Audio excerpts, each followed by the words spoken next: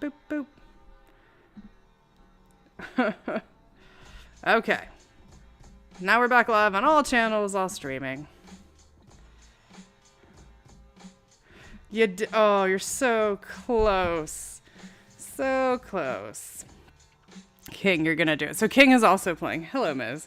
King is playing DMC3, and actually that's the one I'm going to start with. We'll be doing Devil May Cry in story order, so we're gonna go Devil May Cry 3, 1, 2, 4, 5, and we're not gonna play DMC because that doesn't exist. But before we start reading the Divine Comedy with good old Dante and Virgil, I'm going to give you a quick history of the Divine Comedy, where it sits in the echelons of literature. You'll hear me read some terrible Italian and why. And then we're just gonna get to some cozy reading and chilling and being fucking cool. And then you can have all of these beautiful, Dante thoughts in the back of your head. Well, I crush fuckers on Monday. Oh! Yeah, okay. Anyway, I'll be back. So, the Divine Comedy by Dante Alighieri was written, or at least published, in 1321, the very first time. It is considered the preeminent work of Italian literature, but specifically, it is now considered one of the most important pieces of literature / poetry in just the Western Hemisphere. Like, that is very important. What makes this extremely unique, especially at its time, is in the 1300s, in that era, Italian was not really, like, Italian literature, poetry, all of that wasn't the hot space to be in. And more importantly, we're talking about an era where things were written in certain rhyme and twists and specific high-level languages. Literature was not available to the, quote, normal class. You had to be a part of a scholarly guild, things like that. So this piece was also important because it was written in Tuscan and just standard Tuscan. It actually standardized not only the Italian language, but, and most people don't really look at Dante's earlier, like, actual written works. It established what we kind of call, how should we say, vernacular language as being extremely important. He has early works, some of them considered poems, love stories, short pieces that were actually, put out there. He is most, of course, well known for the Divine Comedy.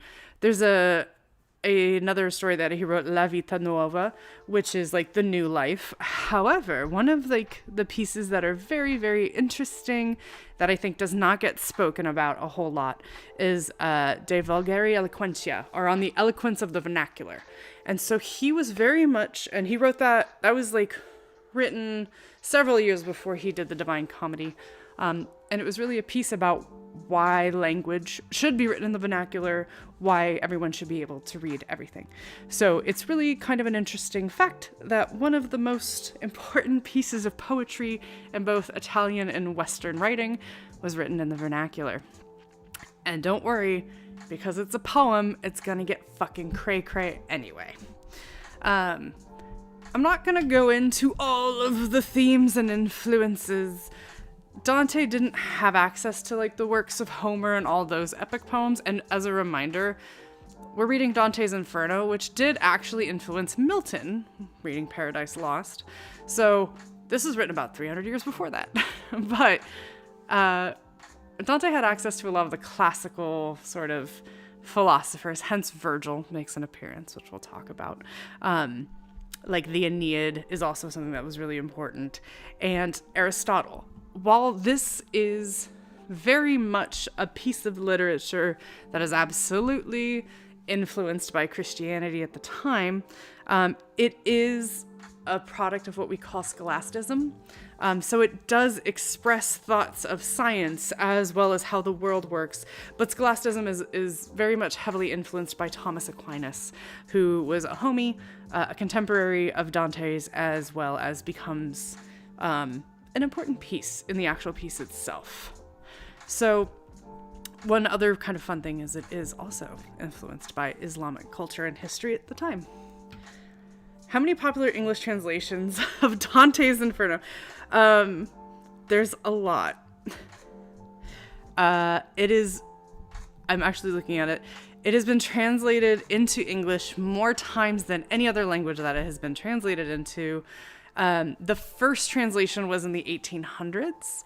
And everyone from fucking Longfellow did a translation to Chiardi.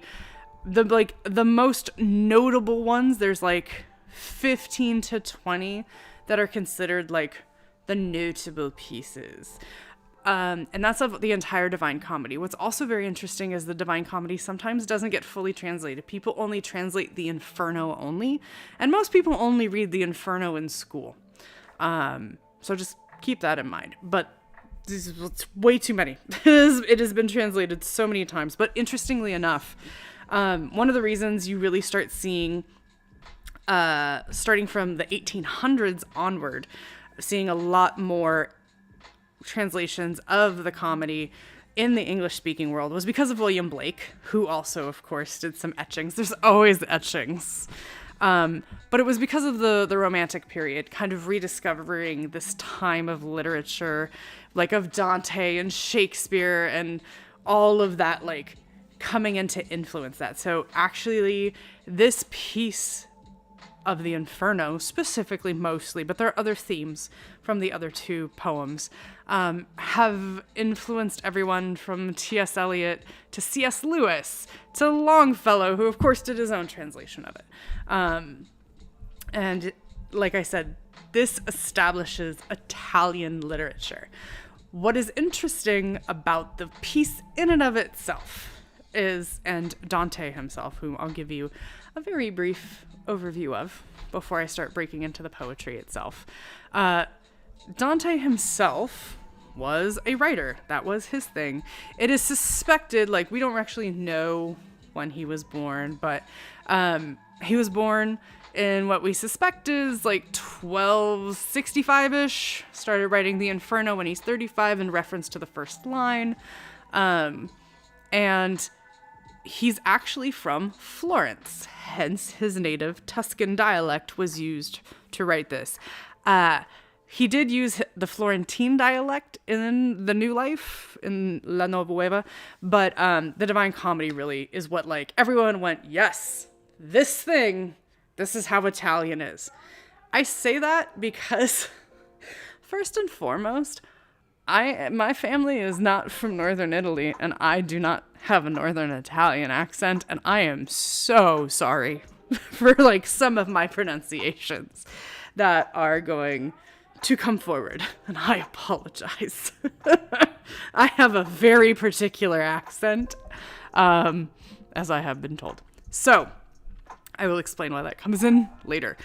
Some of the things to know, just that are super duper uber important. Dante was actually exiled from Florence and died in exile because he was like, fuck you guys, I'm out.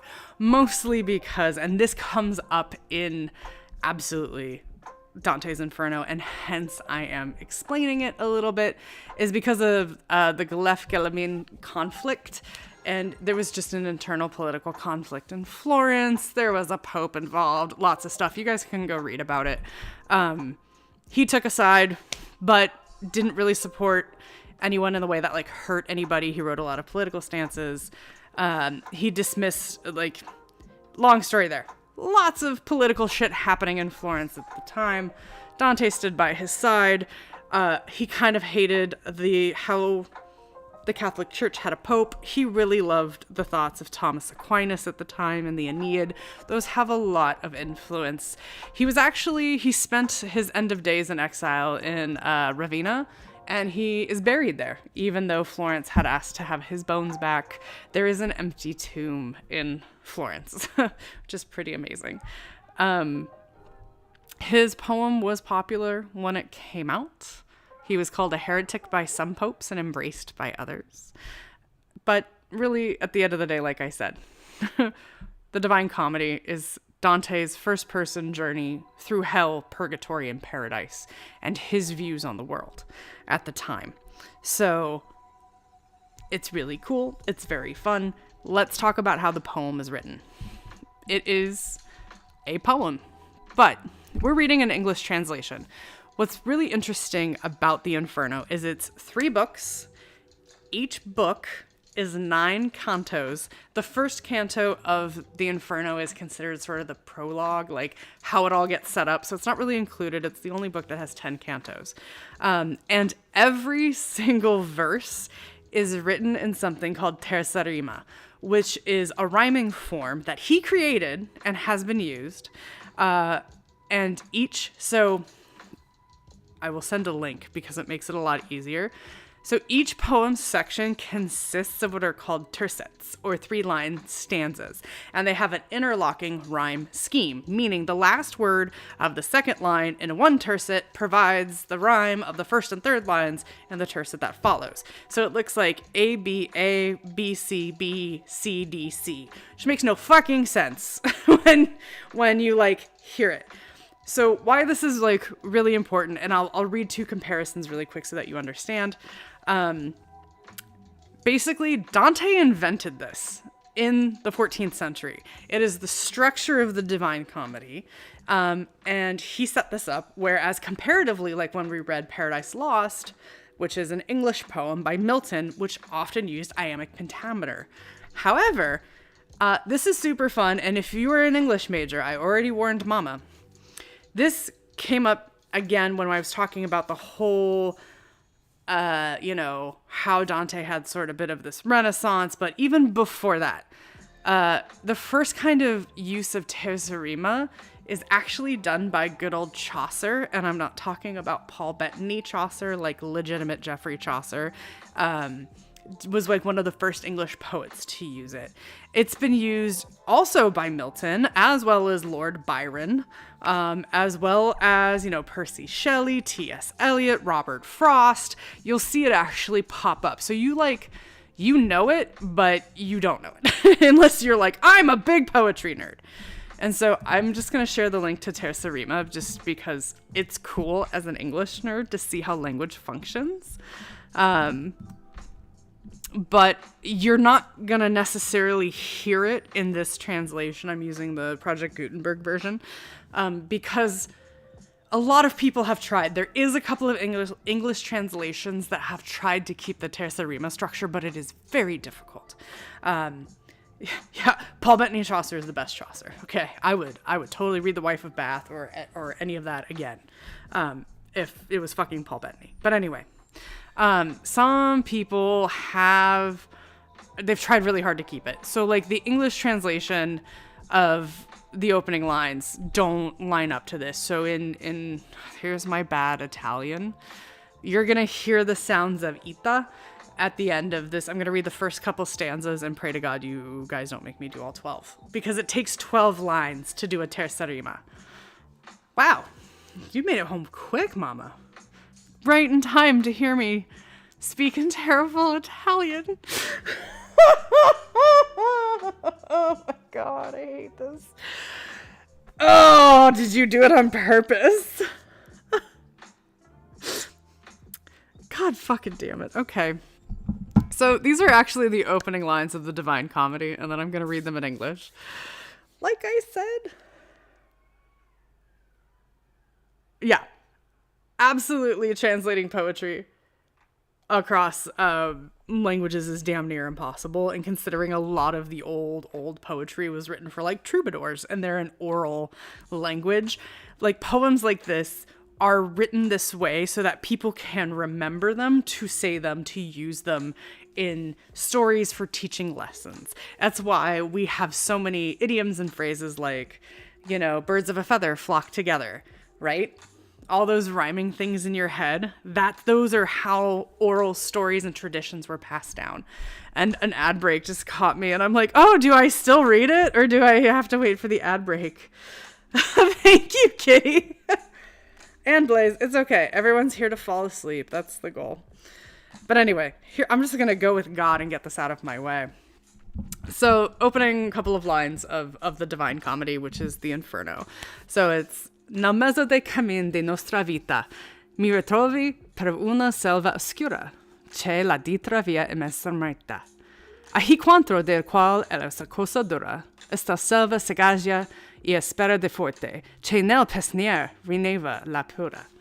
So, like, that in English gets turned into, in the middle of the journey of our days, I found that I was in the dark. Thanks, Mama. In the middle of the journey of our days, I found that I was in a darksome wood, the right road lost and vanished in the maze. Ah me, how hard to make it understood how rough that wood was, wild and terrible. By the mere thought my terror is renewed. Totally different, right? Like, it's like, oh, those were the two lines back and forth. So we're not going to get that terza rima, but just keep the fact that threes are going to be appearing a lot. Liz, I hope you're laughing at Mama, because that was very painful and difficult. You've been waiting on that moan sound, haven't you? If you wanted that, I would have talked more Italian kitchen dirty to you. You've just heard me yell at people in Italian when I'm really, really mad.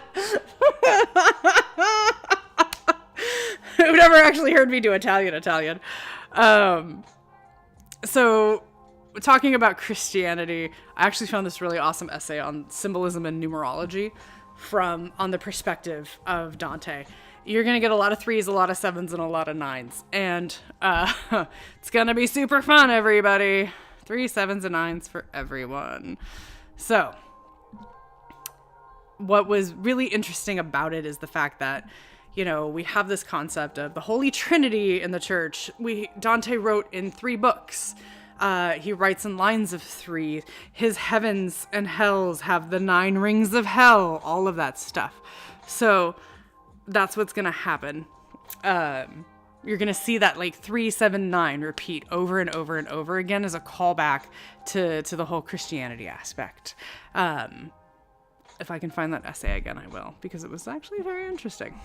Anyway, any questions on class?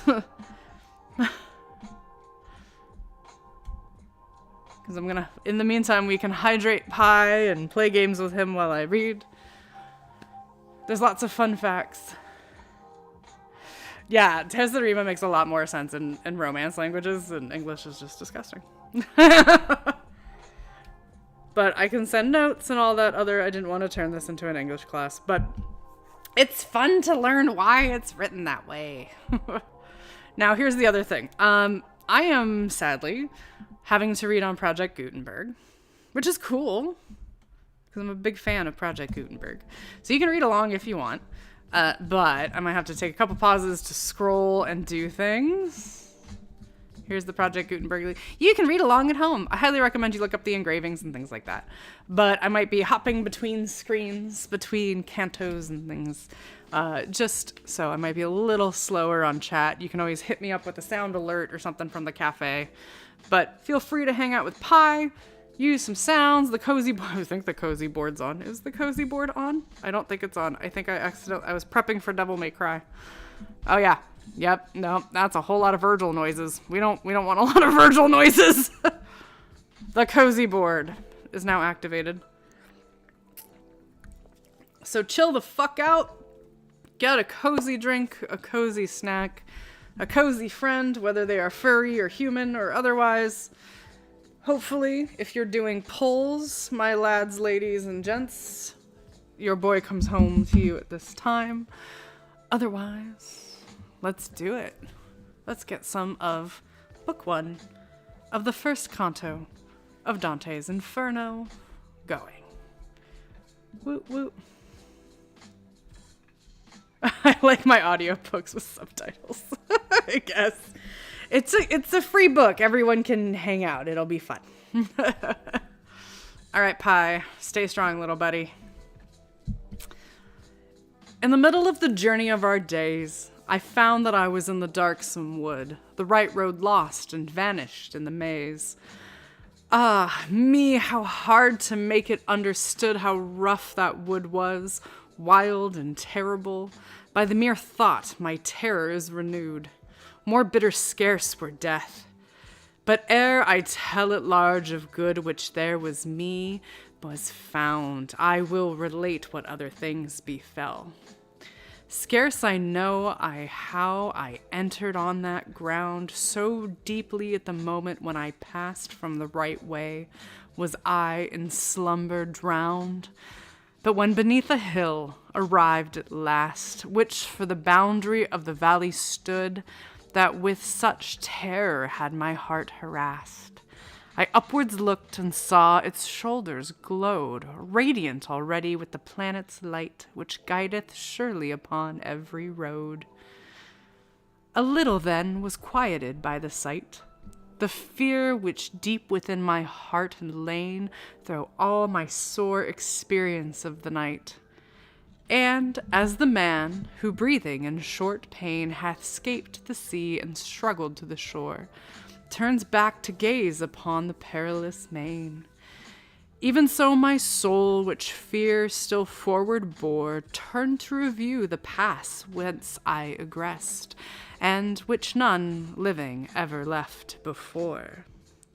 My wearied frame refreshed with scanty rest, I to ascend the lonely hill essayed, the lower foot still that on which I pressed. And lo, ere I had well beginning made, a nimble leopard, light upon her feet, and in a skin all spotted overrayed, nor ceased she ere me full of the face to meet, and to me in my path such hindrance threw that many a time I wheeled me to retreat. It was the hour of dawn, with retinue of stars that were with him, when love divine in the beginning into motion drew those beatest things, the sun began to shine. And I took heart to be of better cheer, touching the creature with the gaudy skin. Seeing 'twas morn, and springtide of the year, yet not so much but that when into sight a lion came, I was disturbed with fear. Towards me he seemed advancing in his might, rabid with hunger and with head high thrown. The very air was tremulous with fright. A she-wolf, too, beheld I further on. All kinds of lust seemed in her leanness pent, though her ere now much folk have misery known. By her oppressed and altogether spent by the terror breathing from her aspect fell, I lost all hope of making the ascent.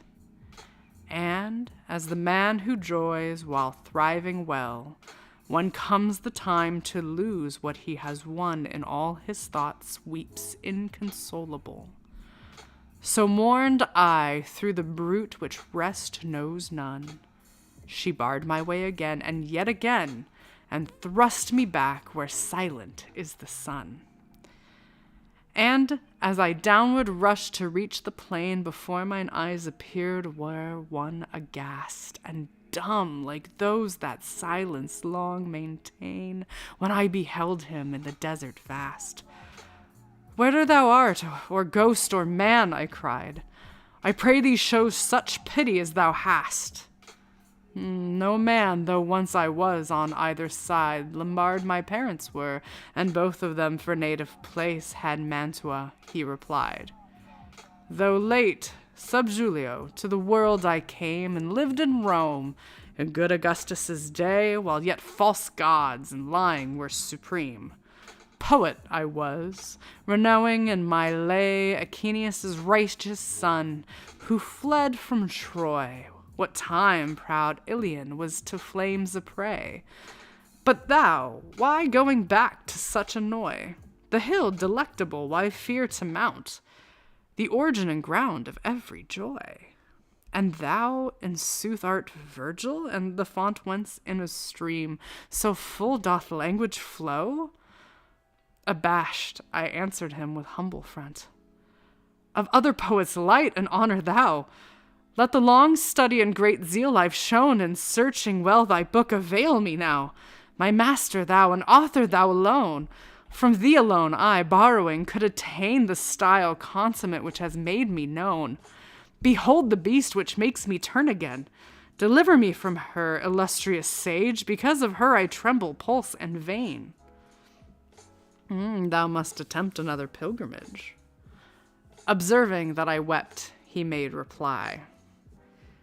If from this waste thyself thou didst disengage, because the beast thou art afflicted by will suffer none along her way to pass, but, hindering them, harass until they die. So vile a nature and corrupt she has, her raging lust is still insatiate, and food but makes it fiercer than it was. Many a creature hath she taken for mate, and more shall wed until the hound comes forth to slay her and afflict with torment great. He will not batten upon pelf or earth, and he shall feed on valor, love, and lore. Feltro and Feltro tween shall be his birth. He will save humbled Italy and restore for which our virgin Camilla died. Turnus, Euralius, Nisus died of yore. Her through all cities chasing far and wide, he at the last to hell will thrust her down, whence envy first unloosed her. I decide, therefore, and judge that thou hadst best come on with me for guide, and hence I'll lead thee where a place eternal shall to thee be shown. There shalt thou hear the howlings of despair, in which the ancient spirits make lament, all of them feign the second death to share. Next shalt thou them behold who are content because they hope sometime, though now in fire, to join the blessed they will win consent. And if to these thou later would aspire, a soul shall guide thee, worthier far than I. When I depart thee, will I leave with her. Because the emperor who reigns on high, whilst not, since 'gainst his laws I did rebel, that to his city I bring any nigh. O'er all the world he rules, there reigns as well. There is his city, an exalted seat. O happy whom he chooses there to dwell. And to him, poet, I thee entreat, even by that God who was to thee unknown, that I may scape this present ill, nor meet with worse, conduct me whither thou hast shown, that I may see St. Peter's gate, and those whom thou reportest in such misery thrown. He moved away. Behind him held I close. And that is the end of Canto 1. Dun dun dun. Basically, I realize, and I'm gonna do this before we start, because that's the prologue. Dante met Virgil! Haha! Yay! Goes a little differently in the video games, just FYI. So, Dante encounters 3 animals. They are basically representations of sin. The allegory of the Divine Comedy is basically the Inferno is man discovering sin and his soul and sort of what the problems are. Purgatory, the second book, is man realizing and becoming conscious, essentially, to sin and deciding to lead the good penitent life. And in book 1, so in the Inferno, his guide is Virgil. In book 2, his guide is a woman named Beatrice, which is apparently the woman Dante fell in love with at first sight when he was younger.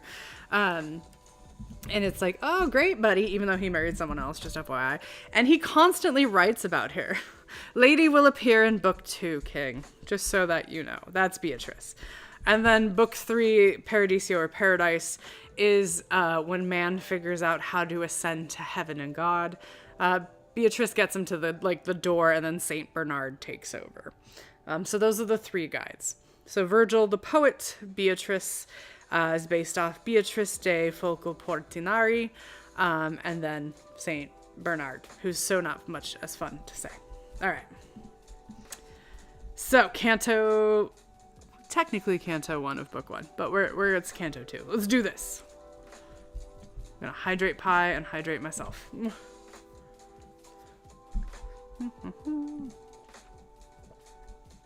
Okay.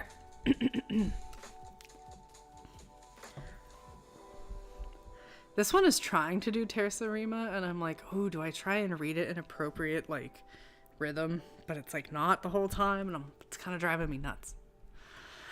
Okay. So, yes, the dog is named after Bernard, if I recall. I'll have to look it up, miss. It was the close of day, the twilight brown. All living things on earth were settling free from toil, while I, preparing, was alone to face the battle which awaited me, as well as ruth as the perilous quest, now to be limned by faultless memory. Help, lofty genius, muses, manifest goodwill to me. Recording what befell, do thou, O mind, now show thee at thy best. I thus began. Poet and guide as well, ere trusting me on this adventure wide, judge if my strength of it be capable. Thou sayest that Silvius' father, ere he died, still mortal to the world, immortal went, there in the body some time to abide. Yet that the foe of evil was content that he should come, seeing what high effect and who and what should from him claim descent. No room for doubt can be thought man detect, for he of noble Rome and of her sway imperial in high heaven grew sire elect. And both of these, the very truth to say, were founded for the holy seat whereon the greater Peter's follower sits today. Upon this journey, praised by thee, were known, and heard things by him, to the which he owed his triumph, whence derives the papal gown. That path the chosen vessel later trod, so of the faith assurance to receive, which is beginning of salvation's road. But why should I go? Who will sanction give? For I am no Aeneas and no Paul. Me worthy of it no one can believe, nor I myself. Hence, venturing at thy call, I dread the journey may prove rash. But vain for me to reason, wise thou knowest it all. Like no one more for what he wished for fame, whose purpose shares mutation with his thought, till from the thing begun he turns again. On that dim slope so grew I all distraught, because, by brooding on it, the design I shrank from which before I warmly sought. If well I understand these words of thine, the shade of him magnanimously made reply, thy soul neath cowardice hath sunk supine, which a man often is so burdened by, it makes him falter from a noble aim, as beasts at objects ill distinguished shy. To lose thee from this terror, why I came, and what the speech I heard I will relate. When first of all I pitied thee, a dame hailed me where I mongst those in dubious state had my abode. So blessed was she and fair, her to command me, I petitioned straight. Her eyes were shining brighter than the star, and she began to say in accents sweet and tunable as an angel's voices are. O wanton shade, in courtesy complete, whose fair survives on earth, nor shall grow through all the ages while the world hath seat. A friend of mine, with fortune for his foe, has met with hindrance on his desert way, and terror-smitten can go no further go, but turns, and that he is too far astray, and that I rose too late for help, I dread, from what in heaven concerning him they say. Go, with thy sweet persuasive him bestead, and with all needful help him guardian prove, that touching him I may be comforted. No, it is Beatrice seeks thee thus to move, thence Come I where to return am fain. My coming and my plea are ruled by love. When I shall stand before my Lord again, often to him I will renew thy praise. And here she ceased, nor did I dumb remain. O virtuous lady, thou alone the race of man's exaltiest above all else that dwell beneath the heaven which wheels in narrowest space. To do thy bidding pleases me so well, though 'twere already done, 'twere all too slow. Thy wish at greater length no need to tell. But say, what tempted thee to come thus slow, even to this center, from the region vast, whither again thou art on fire to go? This much to learn, since a desire thou hast, she answered. Briefly thee I'll satisfy, how, coming here I, though no terrors past, we are, of right, such things alarmed by, as have the power to hurt us. All beside are harmless and not fearful. Wherefore I, thus formed by God, his bounty is so wide, am left untouched by all your miseries, and through this burning unmolested glide. A noble lady is in heaven, who sighs over the obstruction where I have thee go, and breaks the rigid edict of the skies. Calling on Lucia, thus she made her known what she desired. Thy vassal now hath need to help from thee. Do thou then helpful show. Lucia, who hates all cruelty, in speed rose, and approaching where I sat at rest to venerable Rachel, giving heed to me, Beatrice, true praise of God, addressed. Why not help him who had such love for thee, and from the vulgar throng to win thee pressed? Dost thou not hear him weeping pitiably, nor mark the death now threatening him upon a flood, than which left awful in the sea? Never on earth did any ever run, allured by profit or impelled by fear, swifter than I, when speaking she had done.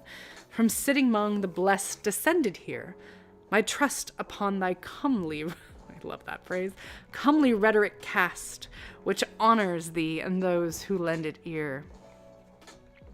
One of these words she'd spoken had the last, she turned aside, bright eyes with tears did fill. And I by this was urged to greater haste, and so it was I joined thee by her will, and from the raging beast delivered thee, which bared the near way up the beauteous hill.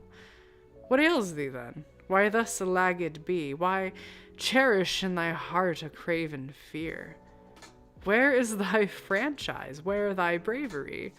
When 3 such blessed ladies have a care for thee in heaven's court, and these words of mine thee such wealth of blessedness prepare.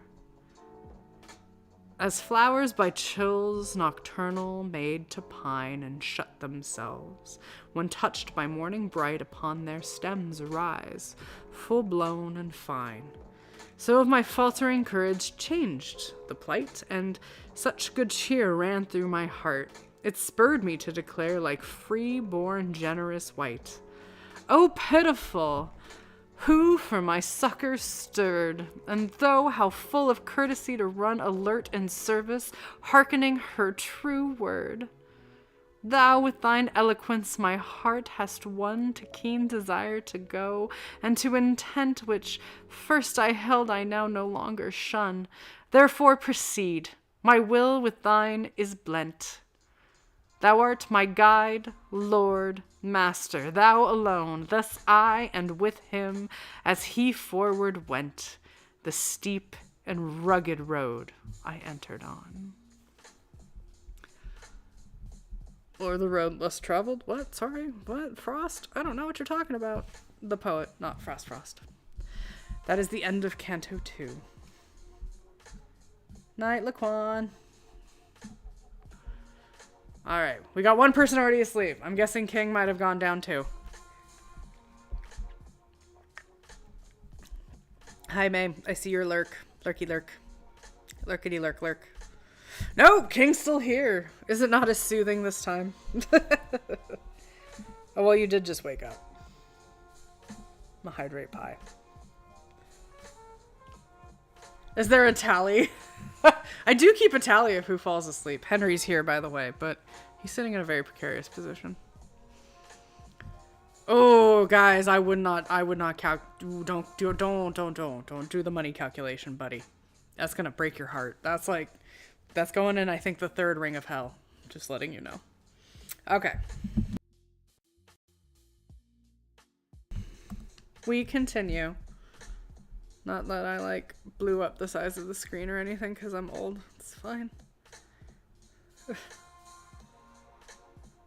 Yeah, I have, little decals on the side of my ship. Like fucking Caleb in deep space. Alright. Are you guys ready to go to hell? Yeah! We're getting there. Oh, that was the trick. You haven't slept a wink. Excellent. Hello, Henry. Do you want to say hello to your people? Ow. No, he wants me to pet him. This stream has reaped this many souls.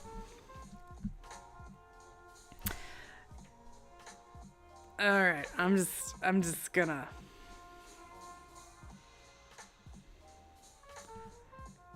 Buddy, you need to sleep. That's how people lose their mind and go insane. So hopefully I'll put you to sleep for a little bit. Alright. Making bodily adjustments on the couch while I read from a laptop, which is kind of hard.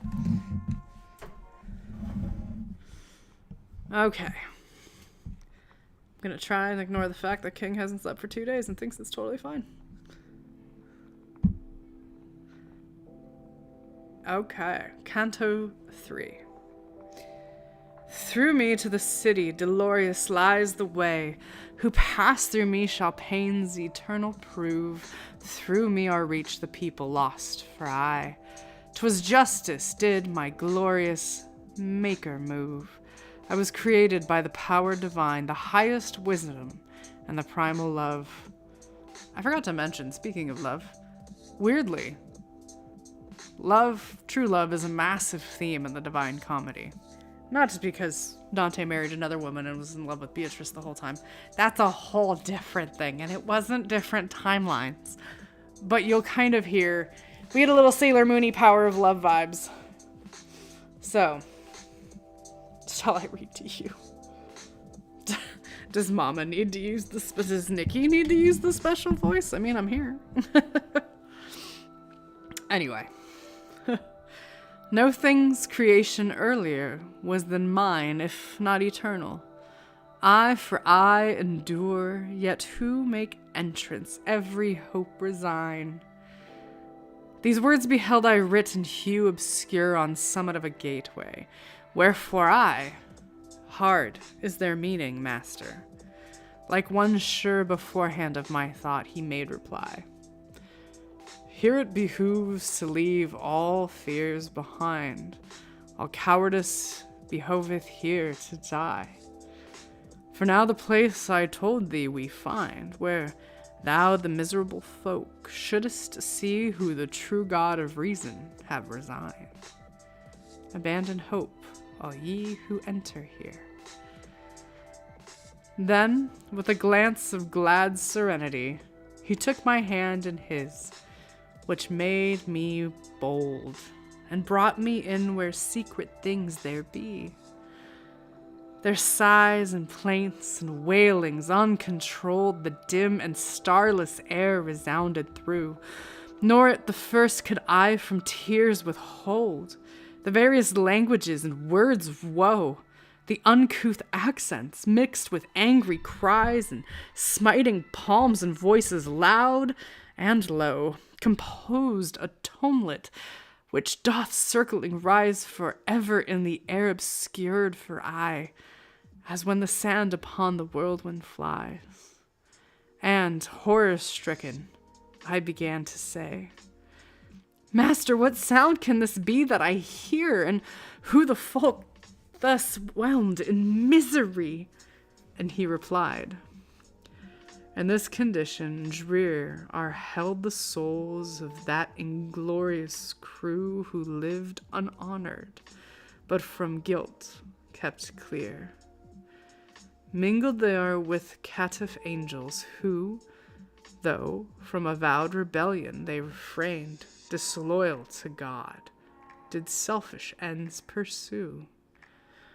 Heaven hurled them forth, lest they her beauty stained. Received they are not by the nether hell, else triumph thence were by the guilty gained. And I, what bear they, master, to compel their lamentations in such grievous tone?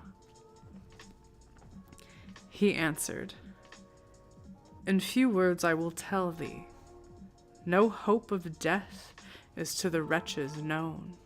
So dim the life and abject, where they sigh, they count all sufferings easier than their own.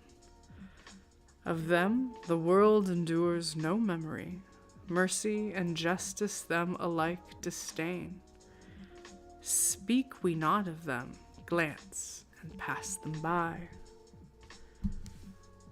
I saw a banner when I looked again, which, always whirling round, advanced in haste as if despising steadfast to remain. And after it so many people chased in long procession, I should not have said that death had ever wrought such countless waste.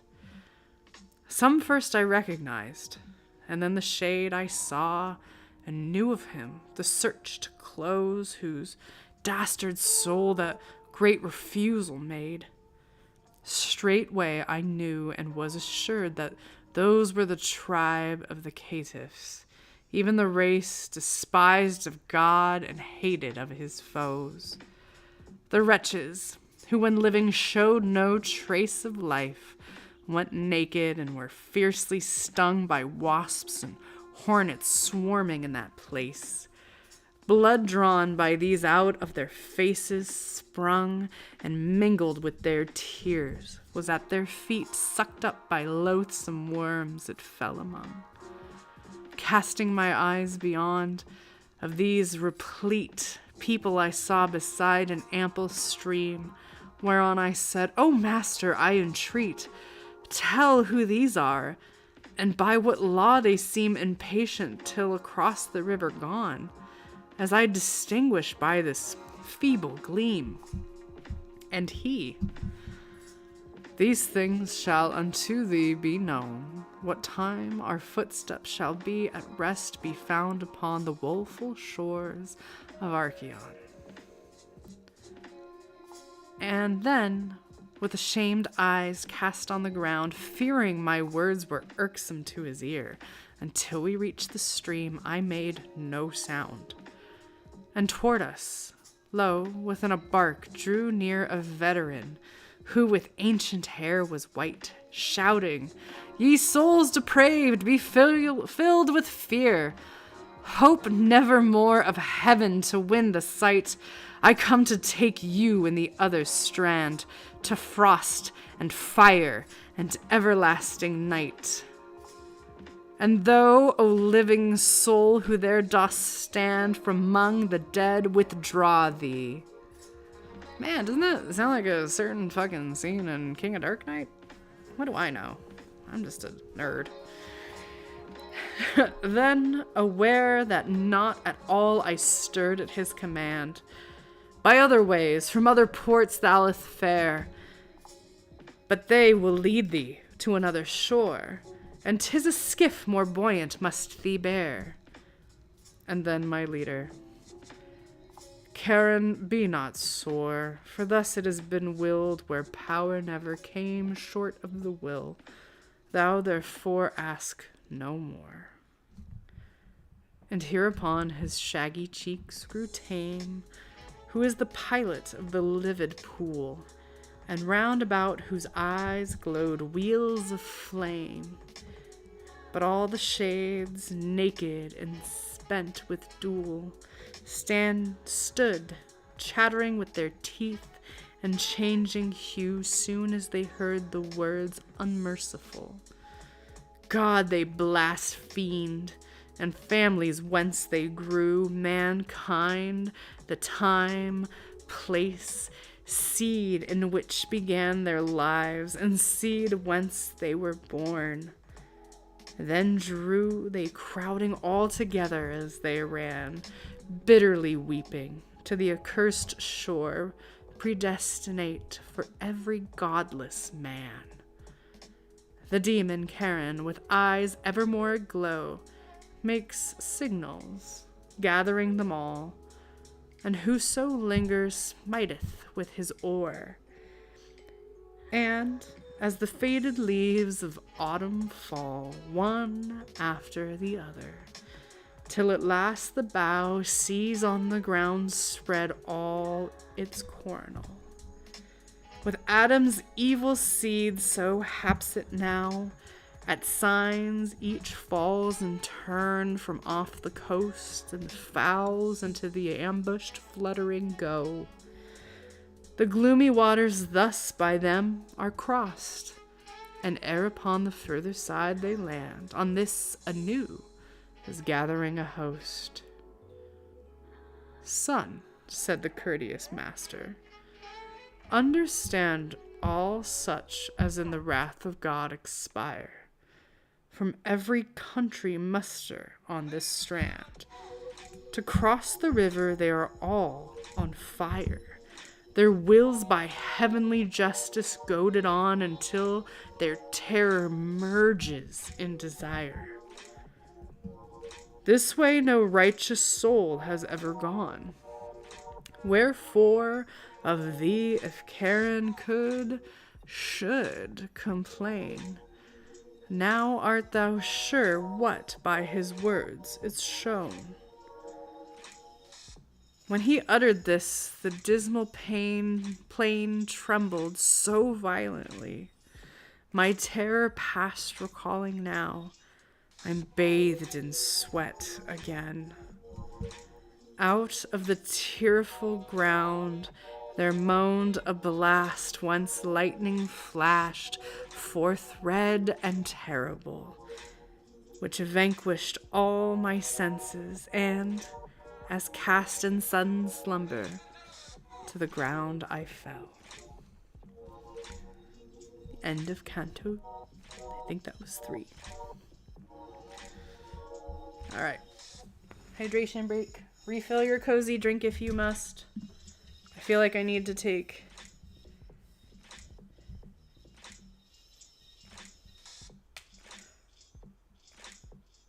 I'm like reading YouTube really quick. I'm like, okay, wait. Kitty, I think, is still there.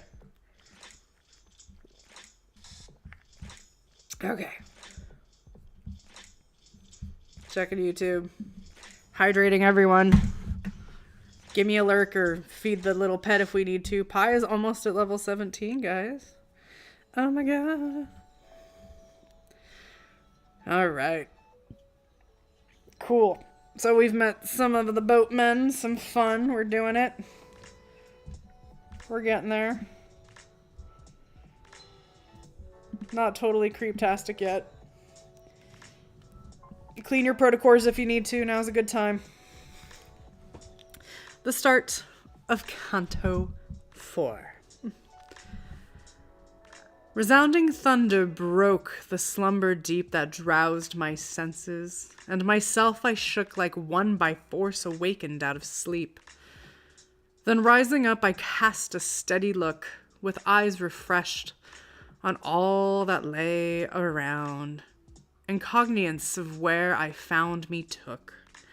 In sooth, me on the valley's brink I found of the dolorous abyss, where infinite despairing cries converge with thundering sound. Cloudy it was, and deep and dark as night, so dark that peering eagerly to find what its depths held, no object met my sight. Descend we now into this region blind, began the poet with a face all pale. I will go first, and do thou come behind. Marking the wanness of his cheeks' prevail, I asked, How can I, seeing thou hast dread my wanton comforter when doubts assail? The anguish of the people, then he said, who are below has pained on my face pity, by thee for fear interpreted. Come, the long journey bids us move apace. Then entered he, and made me enter to the topmost circle, girding the abyss. Therein, as far as I by listening knew, there was no lamentation save of sighs, whence throbbed the air eternal through and through.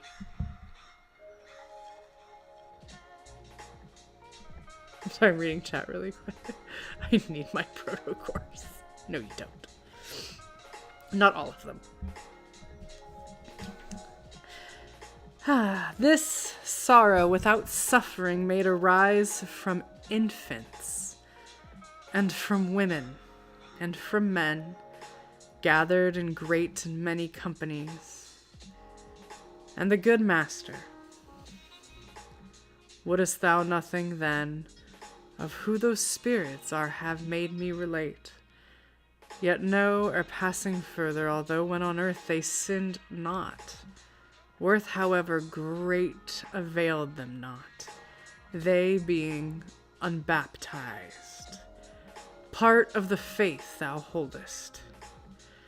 If their fate was to be born ere man was never Christianized, God as behooved they never could adore. And I myself am with this folk comprised. For such defects, our guilt is nothing more. We have thus lost, suffering from this alone, that hopeless we our want of bliss deplore.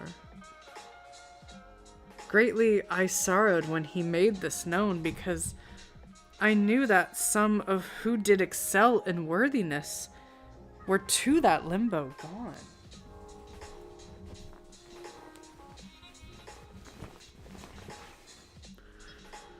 Tell me, O sir, I prayed him, Master, tell, that I of the belief might surety win, victorious every error to dispel. Did ever any hence to bliss obtain by merit of another or his own? And he, to whom my hidden drift was plain, I to this place lately had come down, when I beheld one hither make descent, a potentate who wore a victor's crown. The shade of our first sire forth with him went, and his son Abel's, Noah's forth he drew, Moses, who gave the laws, the obedient patriarch Abram's, and King David's too, and with his sire and children Israel, and Rachel, winning whom such toils he knew, and many more in blessedness to dwell. And I would have thee know, earlier than these no human soul was ever saved from hell. While thus he spake, our progress did not cease, but we continued through the wood to stray.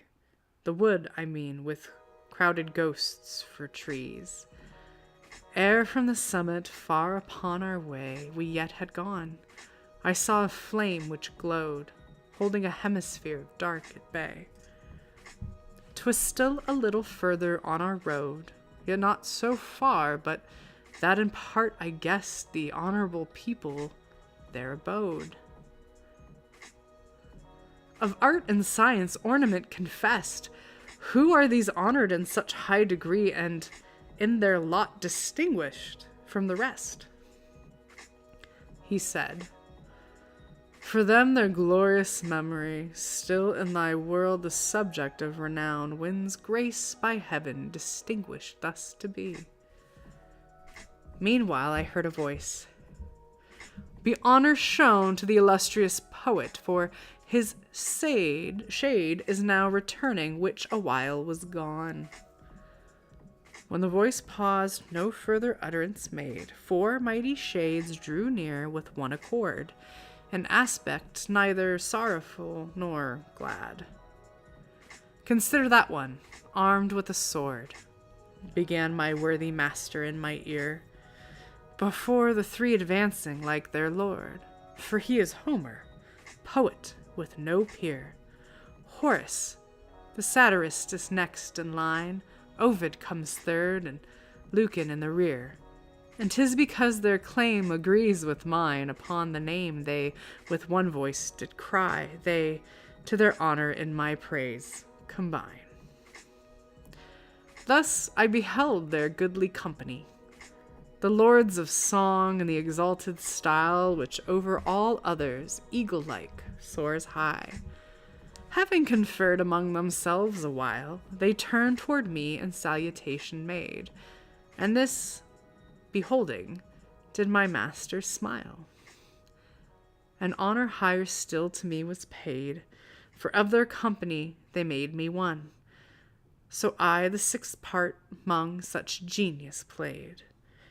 Thus journeyed we to where the brightness shone, holding discourse which now 'tis well to hide, as where I was to hold it was well done. At length we reached a noble castle's sorry, there's a footnote. At length we reached a noble castle's side, which lofty sevenfold walls encompassed round, and it was moated by a sparkling tide. This we traversed as if it were dry ground. I through 7 gates did with those sages go. Then in a verdant mead people we found, whose glances were deliberate and slow. Authority was stamped on every face. Seldom they spake in tuneful voices low. We drew apart to a high open space upon one side, which, luminously serene, did of them all a perfect view embrace. Thence, opposite, on the enamel green, were shown me mighty spirits. With delight I am still stirred them only to have seen. With many more, Electra was in sight. 'Mong them I Hector and Aeneas spied, Caesar in arms, his eyes like falcons bright. And opposite, Camilla I descried, Panthesia too, and Latian king sat with his child, Lavinia by his side. Brutus I saw, who Tarquin forth did fling, Cornelia, Marcia, Julia, and Lucrece. Saladin sat alone, considering what lay beyond. With somewhat lifted eyes, the master I beheld of those that know, 'mong such as in philosophy were wise. All gazed on him as if toward him to show becoming honor. Plato in advance with Socrates, the others stood below. Democritus sat, the world on chance, Thales, Dionysius, Empedocles, Zeno, and Anaxagoras met my gaze. Heraclitus, Dioscorides, wise judges of natures, Tully, Orpheus, were with ethic Seneca and Linus. These and Ptolemy too, Euclid, Geometer, Galen, Hippocrates, and Avicen. It's like, put every Greek fucking poet and philosopher you can, because my name is Dante, and I like to shout people out that I'm like, oh, cool. The same who did prepare the comment, saw I, nor can tell again the names of all I saw, thank God. The subject wide, so urgent is, time often fails me. Then into 2 bands the 6 of us divide. Me by another way my leader wise doth from the calm to air which trembles guide. I reach a part which all benighted lies. And that was the end of Canto 4.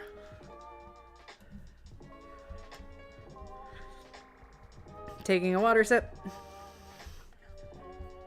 Galen. Yep.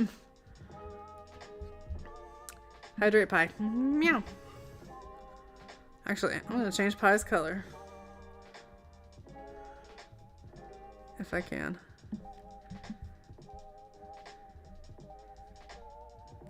There we go. How you doing, YouTube? Kitty's still here. Kitty's holding down the fort.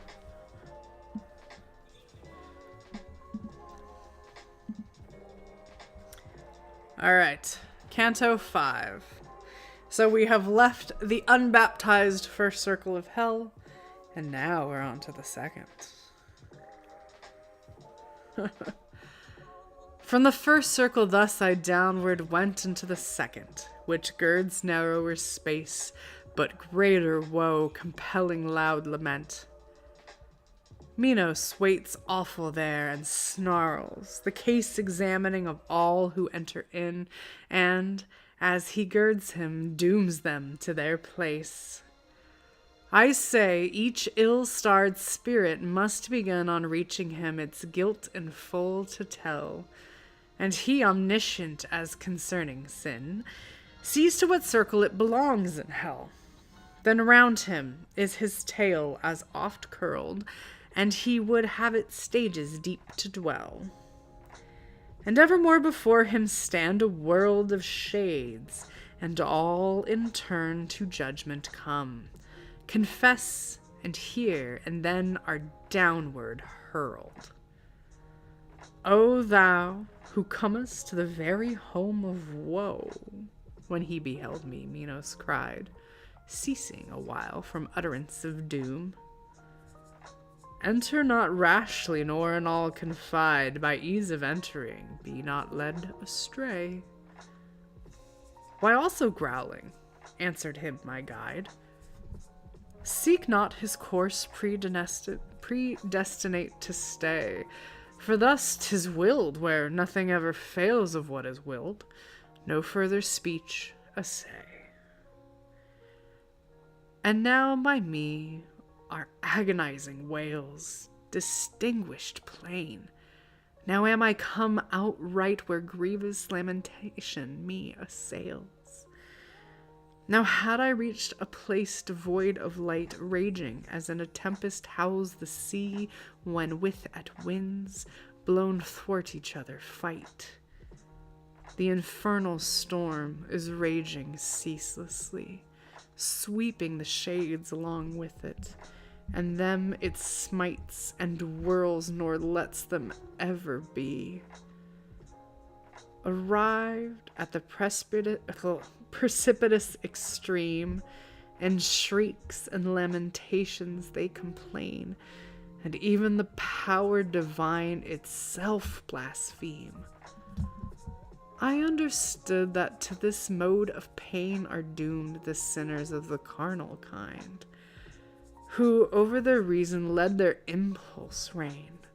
As starlings in the winter time combined float on the wing in crowded phalanx wide, so these bad spirits, driven by that wind, float up and down and veer from side to side, nor for their comfort any hope they spy of rest, or even of suffering mollified.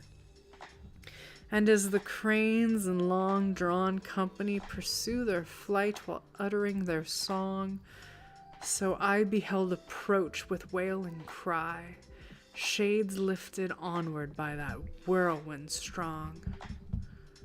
Master, what folk are these? I therefore said, who by the murky air are whipped along. She first of them, his answer thus was made, of whom thou wouldest a wider knowledge win, over many tongues and peoples' empires sway. So ruined was she by lascivious sin, that she decreed lust should be uncontrolled, to ease the shame that she herself was in. She is Semiramis, of whom 'tis told she followed Nias, and his wife had been. Hers were the realms now by the Sultan ruled. The next is she who, amorous and self-slain, unto Sicarius dust did faithless show than lustful Cleopatra. Next was seen Helen, for whom so many years and woe ran out, and I, the great Achilles knew, who at the last encountered love for foe. Paris I saw, and Tristram, in review 1,000 shades and more, he one by one pointed and named, whom love from life withdrew. And after I had heard my teacher run over many a dame of yore and many a knight, I, lost in pity, well nigh undone. Then I, O poet, if I only might speak with the two that as companions high, and on the wind appear to be so light. And he to me, when they shall come more nigh, them shalt thou mark, and by the love shalt pray which leads them onward, and they will comply. Soon the wind bends them to where we stay. I lift my voice. O wearied souls and worn, come speak with us if none the boon gainsay. Then even as doves urged by desire returned on outspread wings and firm to their sweet nest, as though the air by mere volition borne. From Dido's band those spirits ensuing pressed towards where we were, athwart the air malign. My passionate prayer such influence possessed. O living creature gracious and benign, us visiting in this obscured air, who did the earth will blood incarnadine? If in the favor of the king we were who rules the world, we for thy peace would pray, since our misfortunes thy compassion stir. Whatever now pleases thee to hear or say, we listen to or tell at your demand, while yet the wind as now doth silence stay. My native city lies upon the strand where to the sea describes the river Po for peace, and all the tributary band. Love in a generous heart set soon aglow seized him, for the fair foreign was mine above, and still it irks me to have lost it so. Love, which absolves no one beloved from loved, so strong a passion for him in me wrought that, as thou seest, I still its mastery prove. Love led us where we and one death were caught. For him who slew us waits Caina now. Unto our ears those words from them were brought. When I heard these troubled souls, my brow I downward bent, and long while musing stayed, until the poet asked, What thinkest thou? And when I answered him, Alas, I said, sweet thoughts of how many, and what strong desire to their sad catastrophe betrayed. Then turned once more to them, I to inquire began. Francesca, these thine agonies me with compassion unto tears inspire. But tell me, at the season of sweet sighs, what sign made love, and what the means he chose to strip your dubious longings of disguise? And she to me, the bitterness of woes is to remember in the midst of pain a happy past, as well thy teacher knows. Yet none the less, and since thou art so fain the first occasion of our love to hear, like one I speak that cannot tears restrain, as we for pastime one day reading, where how Lancelot by love was fettered fast, all by ourselves and without any fear, moved by the tale our eyes we often cast on one another, and our color fled, but one word was it, vanquished us at last, when how the smile, long wearied for we read, was kissed by him who loved like none before. This one, who henceforth never leaves me, laid a kiss on my mouth, trembling the while all over. The book was Galahad, and he as well who wrote the book. That day we read no more. And while it one shade continued thus to tell, the other wept so bitterly, I swooned away for pity, and as dead I fell, yea, as a corpse falls, fell I on the ground. That is the end of Canto 5. Love's a bitch and then you die in a whirlwind of pain in the second level of hell. O king, you finished tallying up your lad's spending? Dare I ask what ring of hell you have landed in?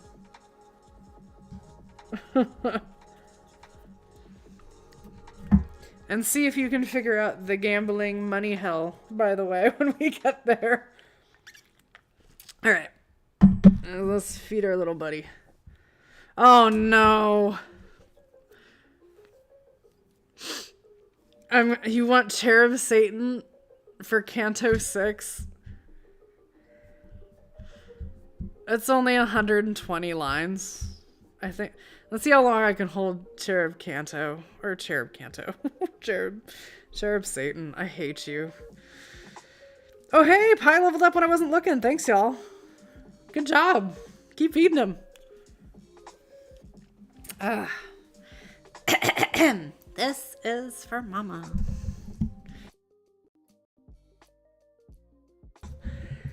When I regained my senses, which had fled at my compassion for the kindled two, which for pure sorrow quite had turned my head, new torments in a crowd of sufferers new I see around me as I move again, wherever I turn, wherever I bend my view. In this third circle am I of the rain, which heavy, cold, eternal, big with woe, doth always of one kind and force remain. Large hail and turbid water, mixed with snow, keep pouring down athwart the murky air. And from the ground they fall on, stenches grow. The savage Cerberus, a monster drear, howls from his threefold throat with canine cries above the people who are whelmed here. Oily and black his beard, and red his eyes, his belly huge, claws from his fingers sprout. The shades he flays, hooks, rends in cruel wise. Beat by the rain, these dog-like yelp and shout and shield themselves in turn with either side, and oft the wretched sinners turn about.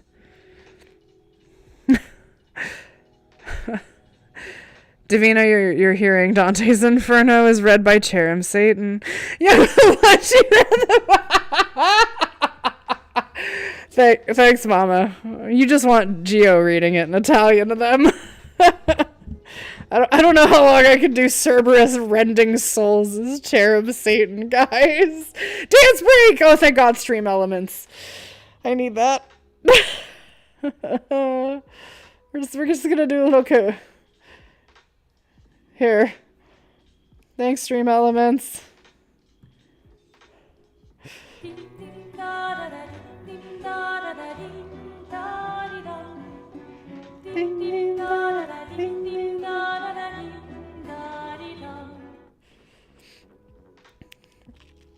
A little tea pour.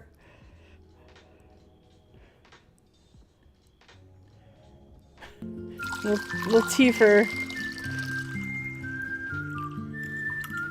Pi. There we go. Oh, sorry, I did not mean to play it twice. Double T. Okay.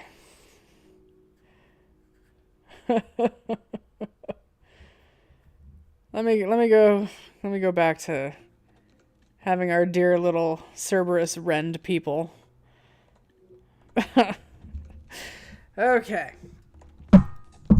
I did 25 lines, Mama. That's a quarter of the whole Canto. I feel I've earned it, or at least a fifth of it. When we by oh God, fuck you.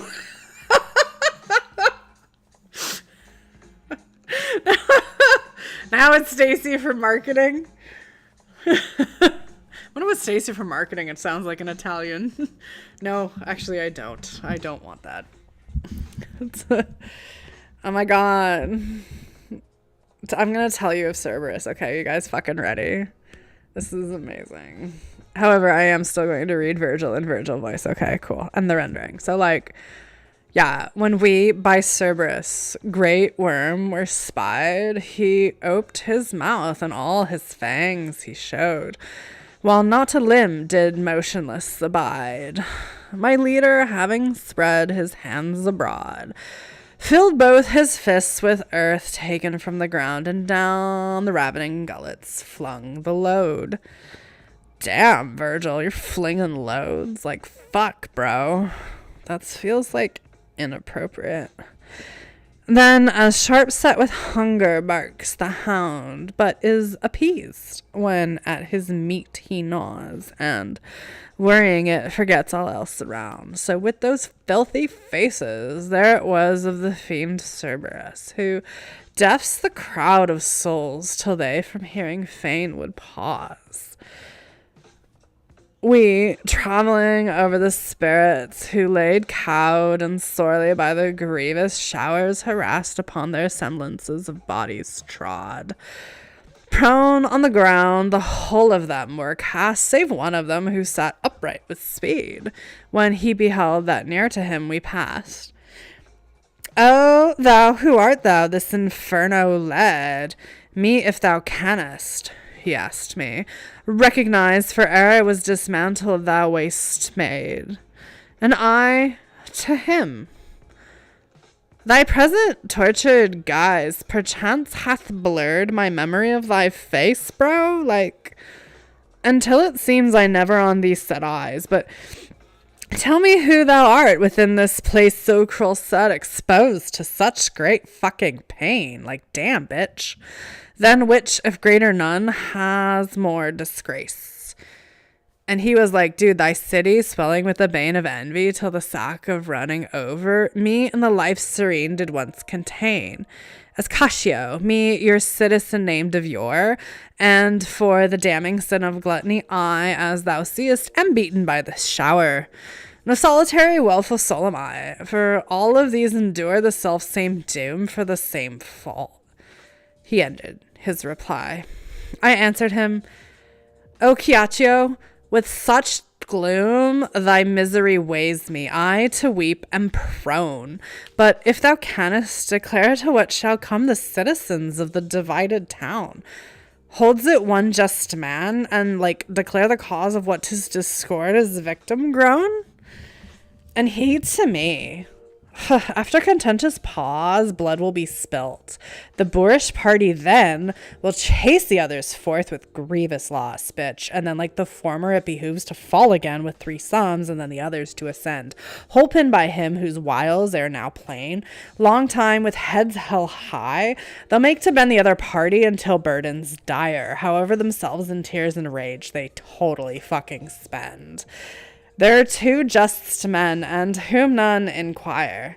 Envy and pride and avarice, even these are all 3 sparks have set all hearts on fire. What is the tearful sound he made to cease, and I to him? Yet what I have to tell thee, and of thy speech do thou the gift increase. Tigagio Farinata, Honorable James Restacucci, Moscato, Argio, and the rest so studious to excel in good, where are they? Help me this to know. Like, great hunger for the news hath seized me, bitch. I need the fucking tea. Delights them heaven, or like tortures hell below? Oh God, I gotta take a break. Thoughts, y'all. Stacy. Oh no, what did you write?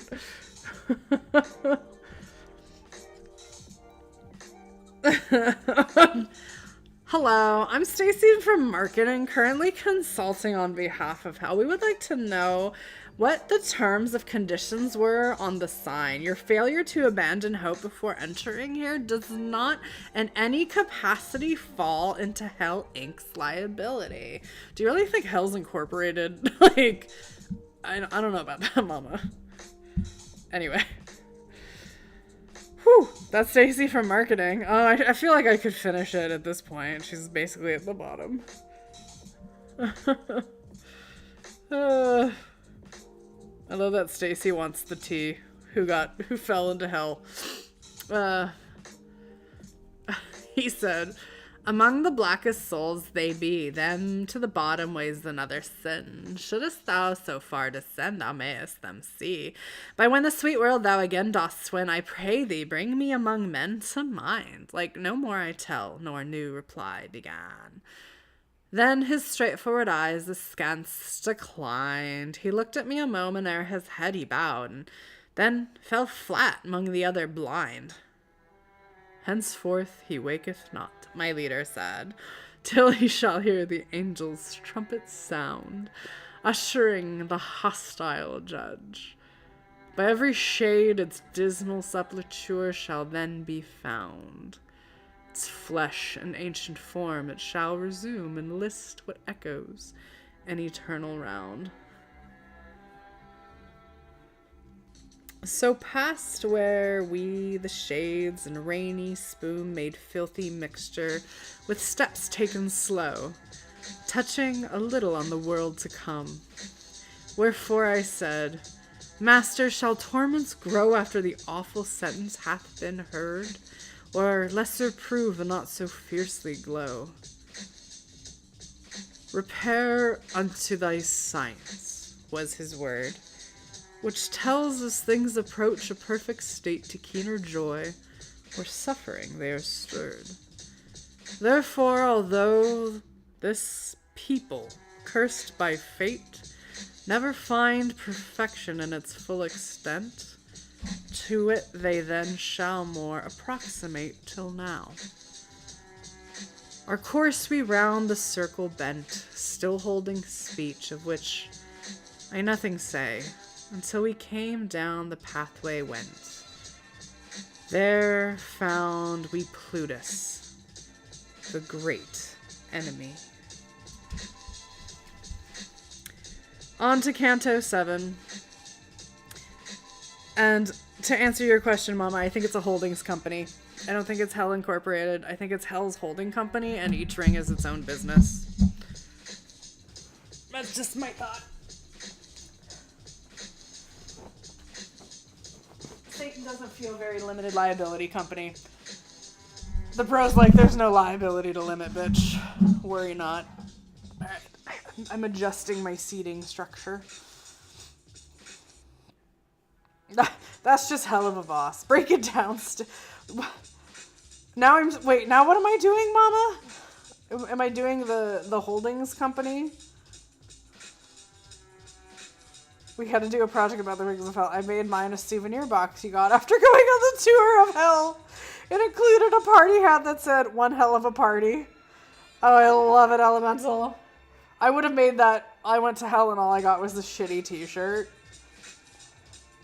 Oh, Stacy's gonna break down hell, like, as in PM, like, as, we'll see.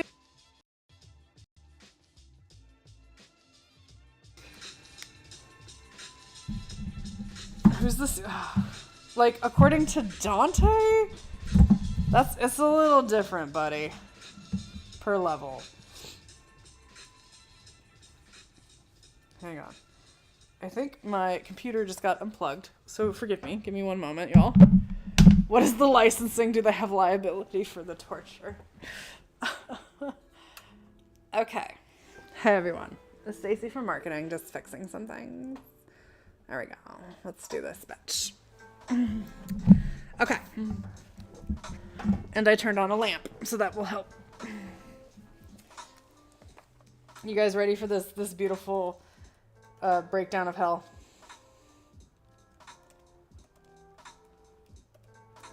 Let's see here.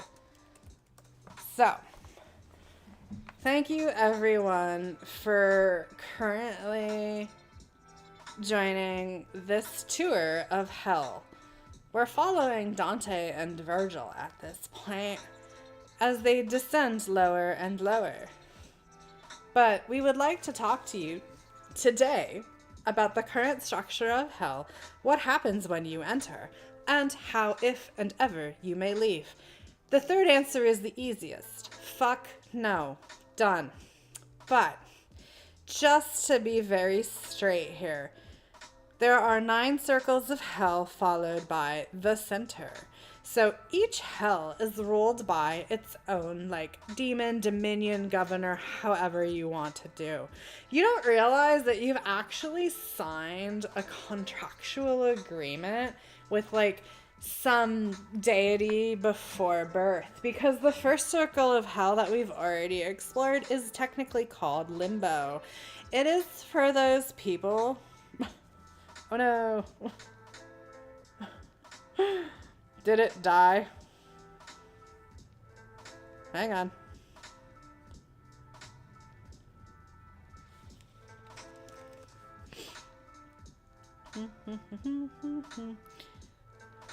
It's because you asked for a class on hell.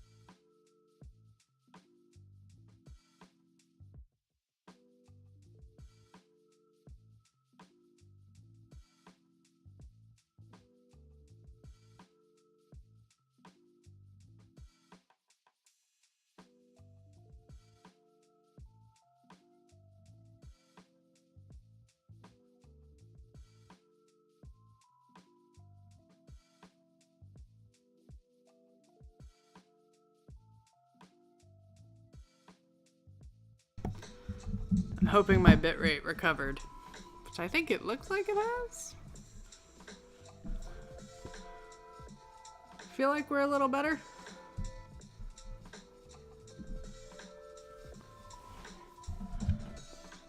But you guys tell me.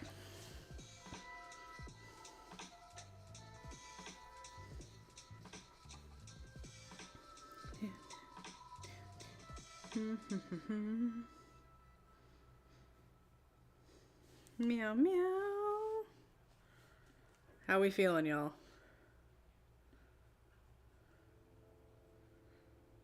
Sweet. Should hopefully be better for everybody.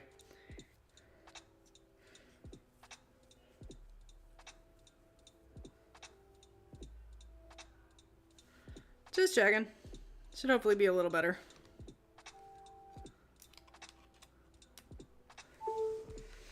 That should also assist a bit more. All right. Hey. How we feeling? Sound a little better. Does Stacy need to break down limbo and lust again?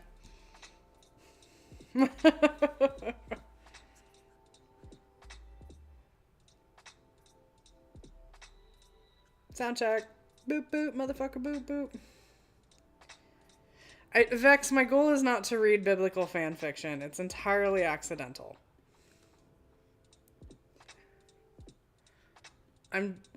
I'm just apparently, I just apparently have a thing. I don't know. Why are you so mean, Vex?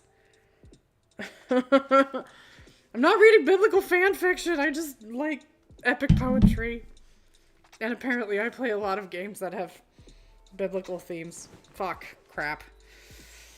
Anyway, no, you can never leave hell, bitch. Secondly, you sign a contract before your birth, because if you're not baptized upon birth, you basically are in hell, and you're in limbo, which is the first circle of hell. It's basically those who never knew Christ existed, hence Virgil is the part of it. It's like, it's not your bad, homie. And that's why there's a shit ton of fucking infants in hell, because their parents didn't baptize them before they died. That's pretty fucked, right? Second circle of hell is lust.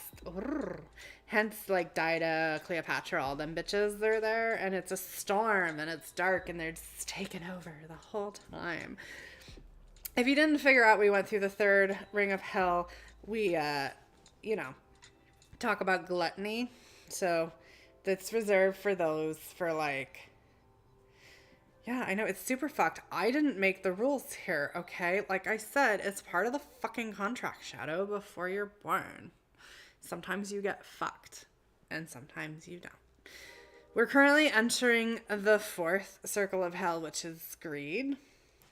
And we're just gonna kind of go from there, because we're gonna talk to Pluto, who's, like, the mythological king of the underworld.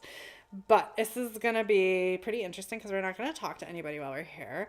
Those in greed, like, fuck, man, that takes a whole lot of shit. But just to give you a little preview, the fifth circle's anger, the sixth circle's heresy, those fucking liars. There's a lot of popes there. The seventh circle is violence. The eighth is fraud. Ninth circle of hell is treachery, and that's where we're gonna meet our current CEO, and that's Satan. I just need you to know. Just letting you know. Satan just kind of hangs out down there. We've got some special guests at the bottom, but we'll talk about that later. There's just, yeah. Satan's got 3 mouths. It's fantastic. He rules in ice. He's such a nice dude, but he's working very hard. So he's unavailable for interviews. However, if you would like to have an interview about a specific ring of hell, you can totally email me at a non-real email called stacy@theinferno.hell, and I can coordinate with, like, Cerberus or anyone else like Pluto that you might need, okay? So thank you for coming on this tour. If you exit out our gift store, you'll get something lovely. Okay, thanks, bye. To the freed ring in a few minutes. The greed ring. Okay, we'll get to games. Let's talk about greed. Mama, Vex is being mean to me.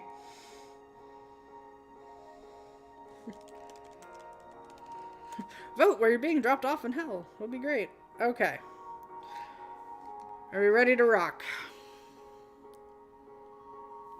So Canto 7, which this'll be fun. Canto 7 is the great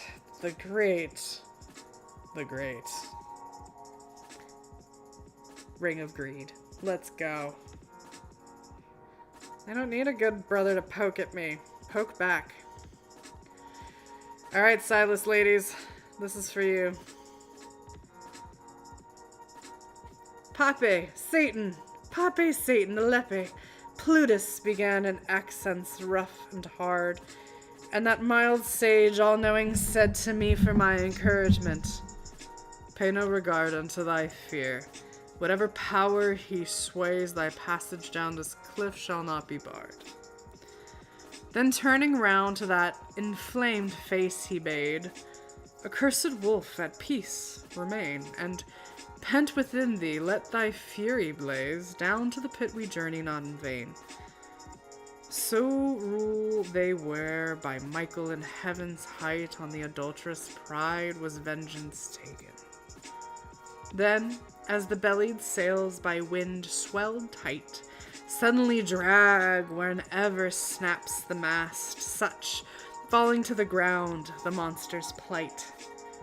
To the fourth cavern so we downward passed, winning new reaches of the doleful shore, where all the vileness of the world is cast, justice of God, which pilest more and more pain as I saw, and travail manifold. Why will we sin to this be thus wasted sore? As to Charybdis waves are forward rolled to break on other billows midway met, the people here a counter-dance must hold.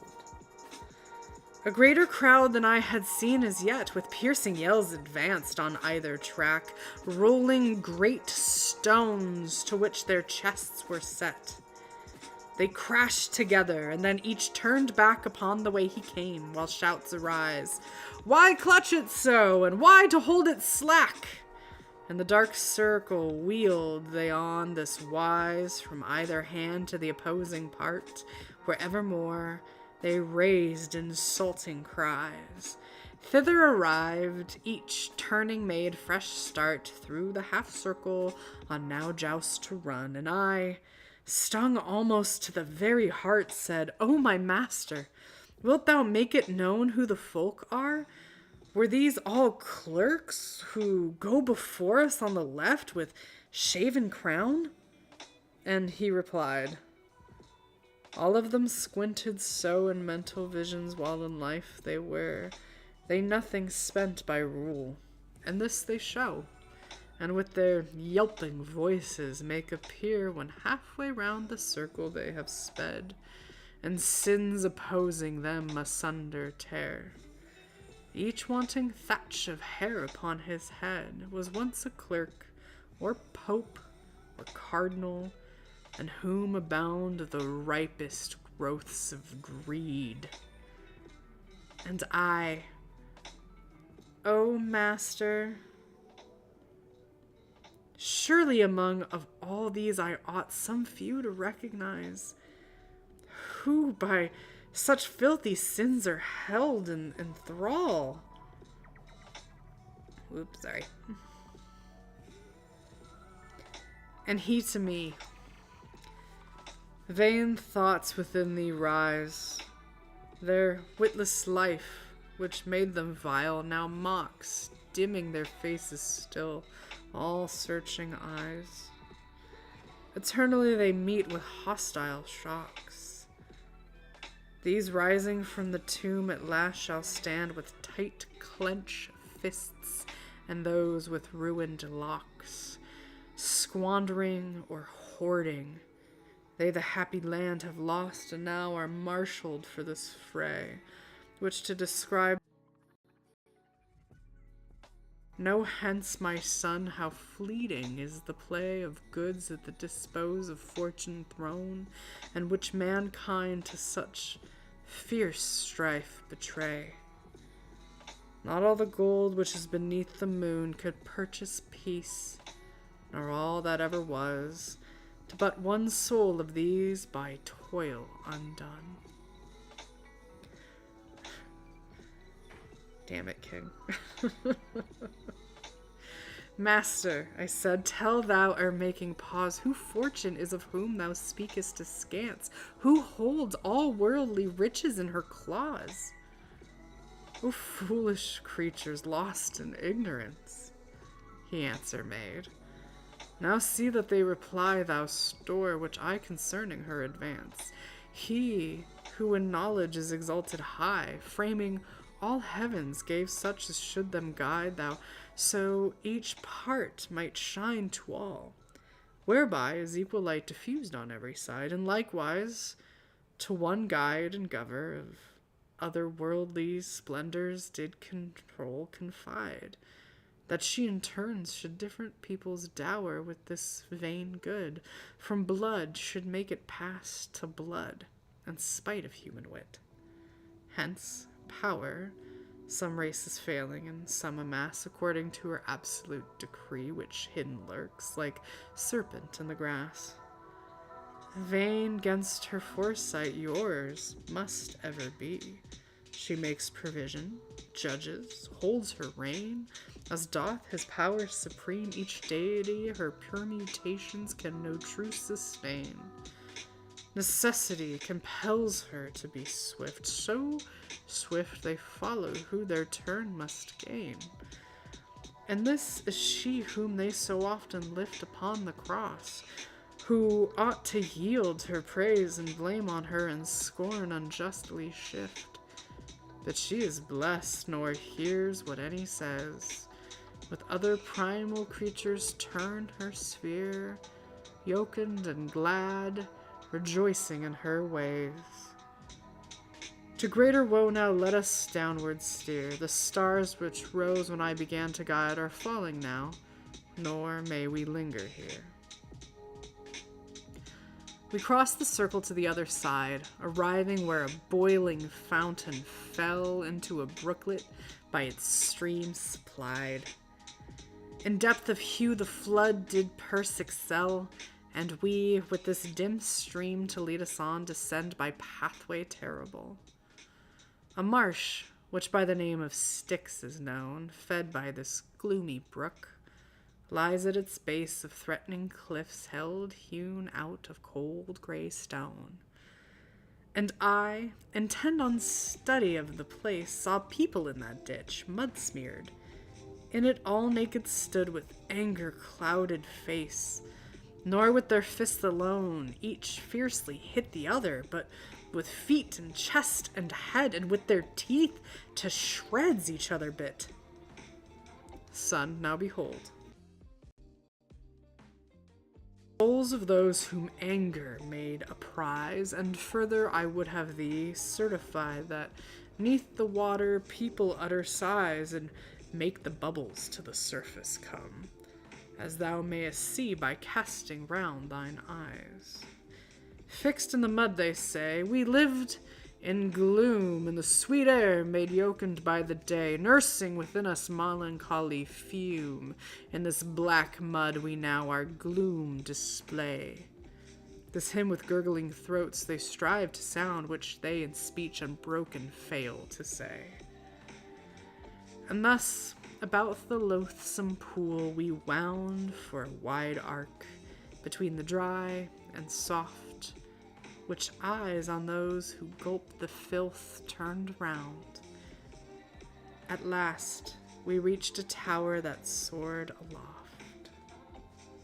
And that is the end of Canto 7. Boop boop. How's the stream holding up, y'all? Looks like it's a bit more stable.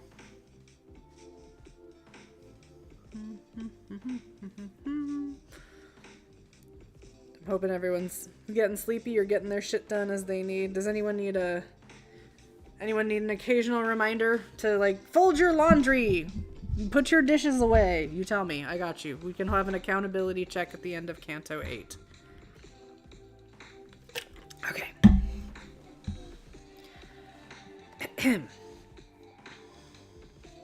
I'm sure the math isn't looking good, King. You're very susceptible, young man, to how lads can get you to spend money.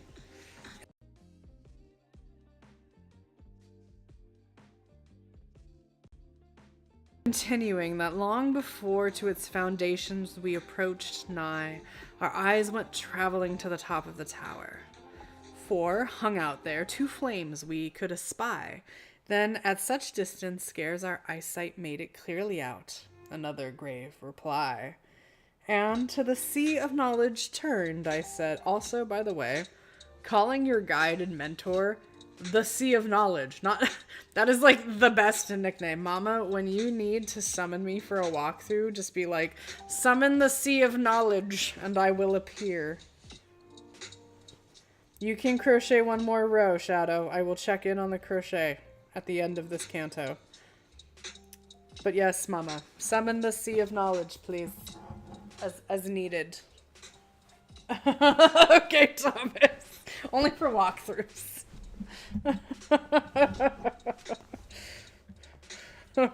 I am the Sea of Knowledge. You are the ocean of revenue. It works. I have a thing for water. I don't know. All right. And to the sea of knowledge turned, I said, what meaneth this, and what reply would yield that other light, and who have it displayed? Ah, thou shouldest upon the impure watery field, he said, already what approaches know. But then the fen fog holds it still concealed.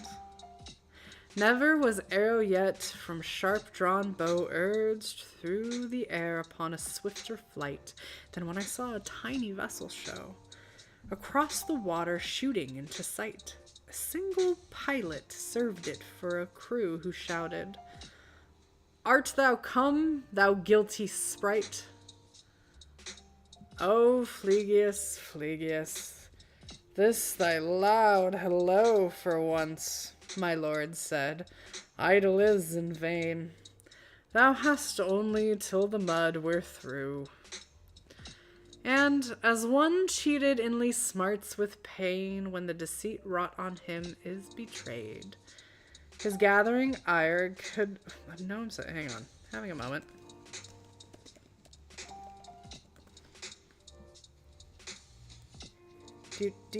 Just having a minute. I'm like, is it Figlius or Figlius? Anyway, Figlius is a bro.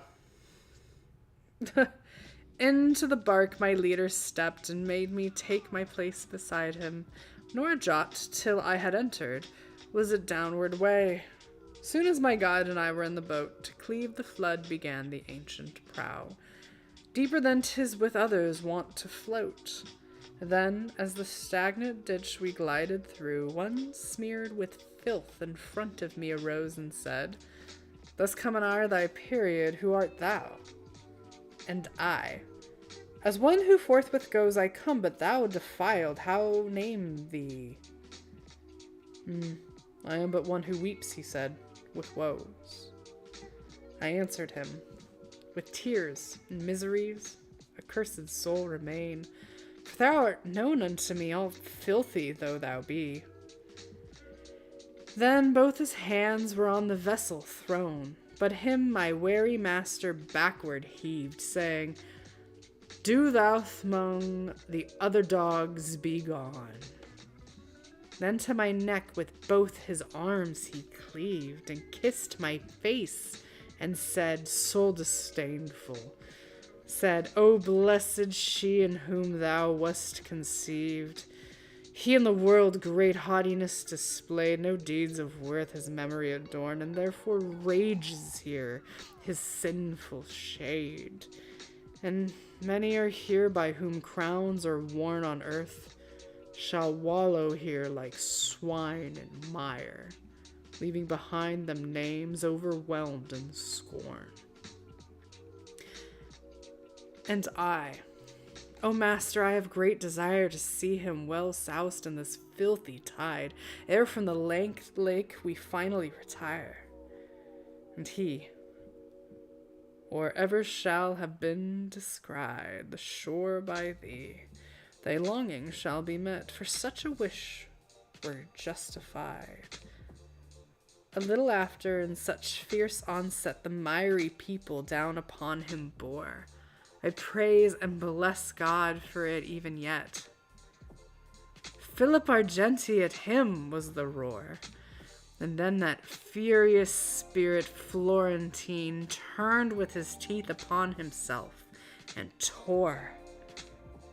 Here was he left, nor winds, more words of mine.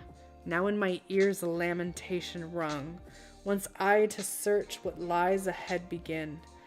And the good master told me, son, ere long we to the city called of Dis draw near, wherein great armies cruel burghers throng. And I, already master, I appear mosques in the valley of the to distinguish well, vermilion as if they from the furnace were fresh come.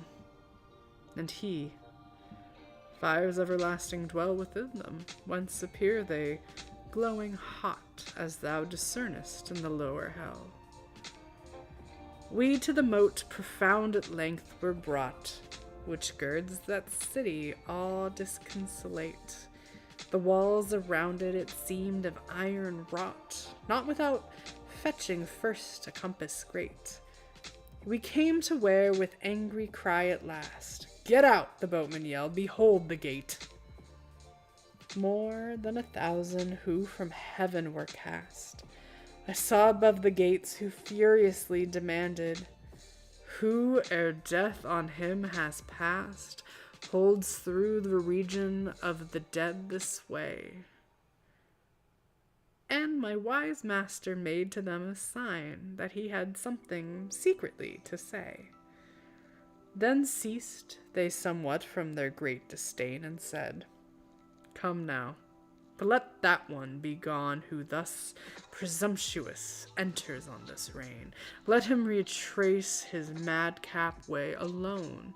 If he but can, thou meanwhile linger here, through such dark reasons, who hast led him down."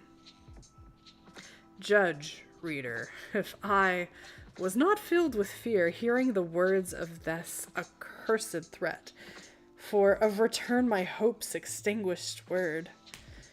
Beloved guide, who more than 7 times set me in security and safely brought me through frightful dangers in my progress met, leave me not thus undone, I him besought.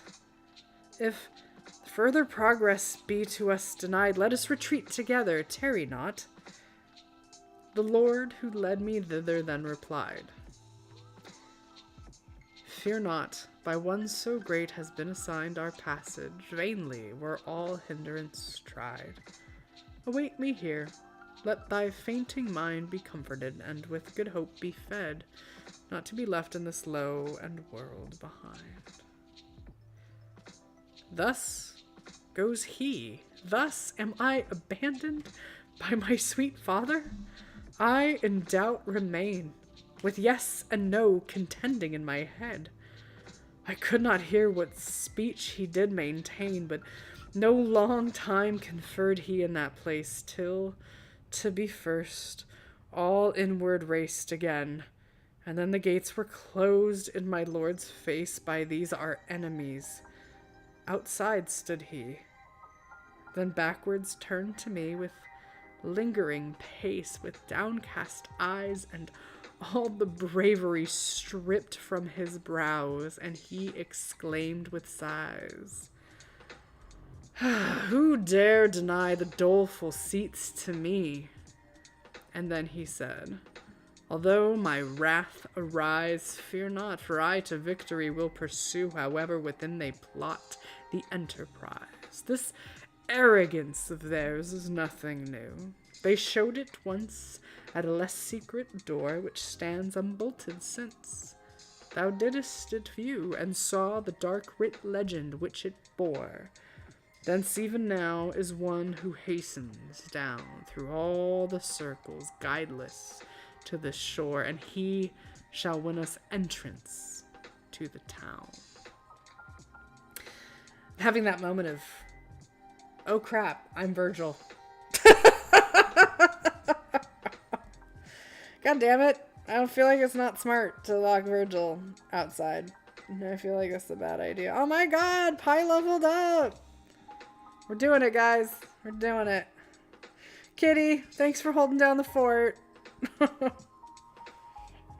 Alright. We're at Canto 9. We ready? Popping my neck. The hue which cowardice on my face did paint when I beheld my guide returned again, put his new color quicker neath the restraint. Like one who listens did he fixed remain, for far to penetrate the air like night and heavy mist, the eye was bent in vain.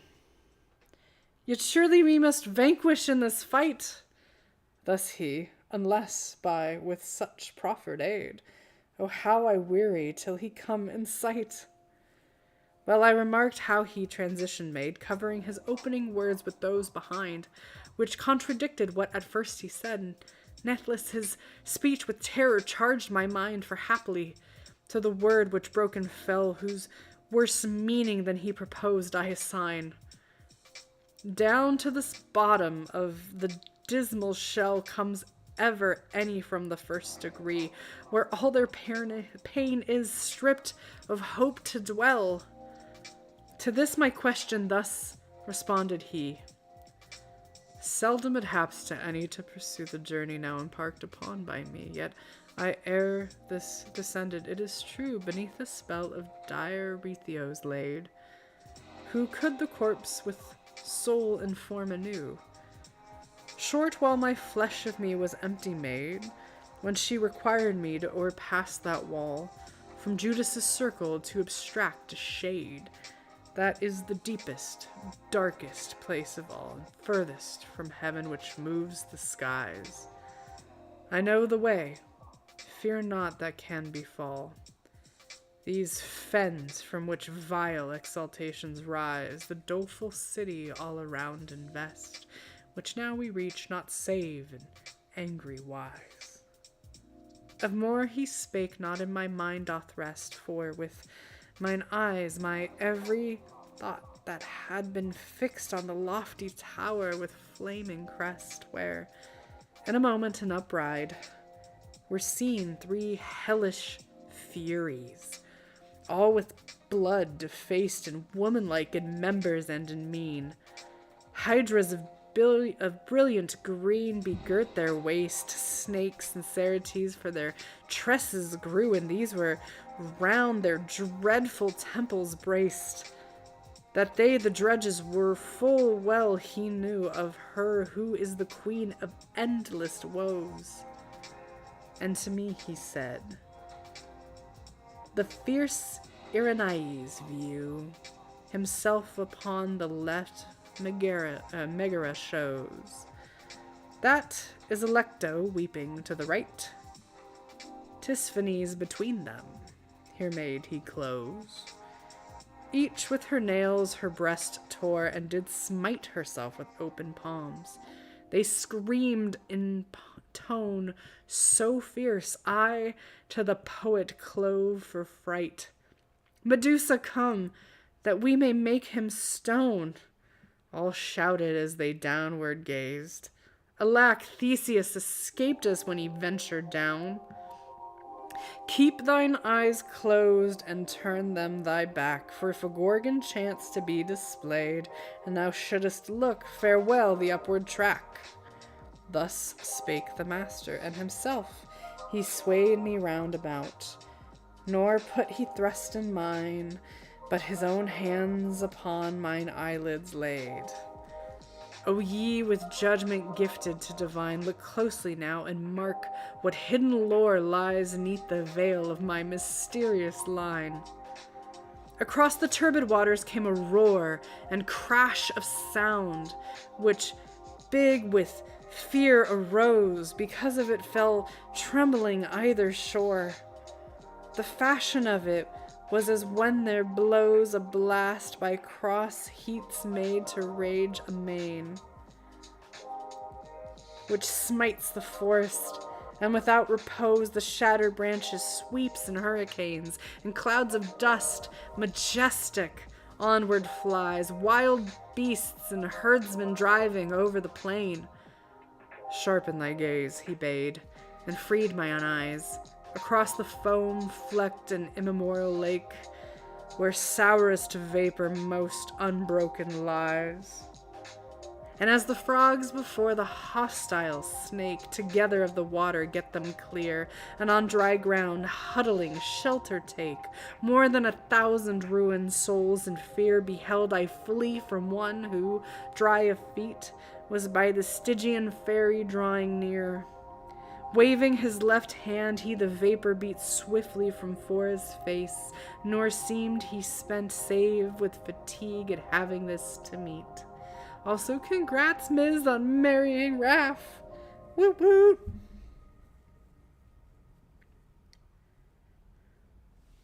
Well, I opined that he from heaven was sent, and to my master turned. His gesture taught I should be dumb and in obscience bent. On me, how with disdain appeared he fraught. He reached the gate, which, touching with a rod, he opt with ease, and it resisted not. People despised and banished, far from gone. Upon the awful threshold he spoke. How holds in you such insolence abode? Why kick against that will which never broke short of its end? If ever it begin, and often for you fiercer torments woke. Butting 'gainst fate, what can ye hope to win? Your Cerberus, as is to you well known, still bears for this a well-peeled throat and chin. Then by the passage foul he back was gone, nor spake to us, but like a man was he by other cares absorbed and driven on than that of those who may around him be. And we, confiding in the secret word, moved toward the town in all security. We entered without hindrance, and I, spurred by my desire, the character to know and style of place such strong defenses gird. Entering, begin mine eyes around to throw, and see on every hand a vast champaign, the teeming seat of torments and of woe. And as at Arles, where Rhone spreads over the plain, or Pola hard upon Cornaro, sound which bathes the boundaries Italian. The sepulchres uneven make the ground, so here on every side, but far more dire and grievous was the fashion of them found. For scattered mid the tombs blazed many a fire, because of which these such fervor burned, no arts which work and iron more require. All of the lids were lifted. I discerned by keen laments, which from the tombs rose, that sad and suffering ones were those inurned. I said, O master, tell me, who are those buried within the tombs, and whom the sighs come to our ears thus eloquent of woes? And he to me, the lords of heresies, which followers of all sects, a greater band than thou wouldst think, these sepulchres comprise. To lodge them like to like the tombs are planned. The sepulchres have more or less of heat. Then passed we, turning to the dexter hand, tween torments and the lofty parapet. Okay, this should be the last canto. I'm checking. Oh. Doot. Okay. Canto 10. And now advance we by narrow track between the torments, the ramparts high, my master first, and I behind his back. O mighty virtue, at whose will am I wheeled through these impious circles, that I said, speak, and in full my longing satisfy. The people who within the tombs are laid, may they be seen? The coverings are all thrown open, nor is there any guard displayed. And he to me, all shall be fastened down when hither from Jehoshaphat they come again in bodies which were once their own.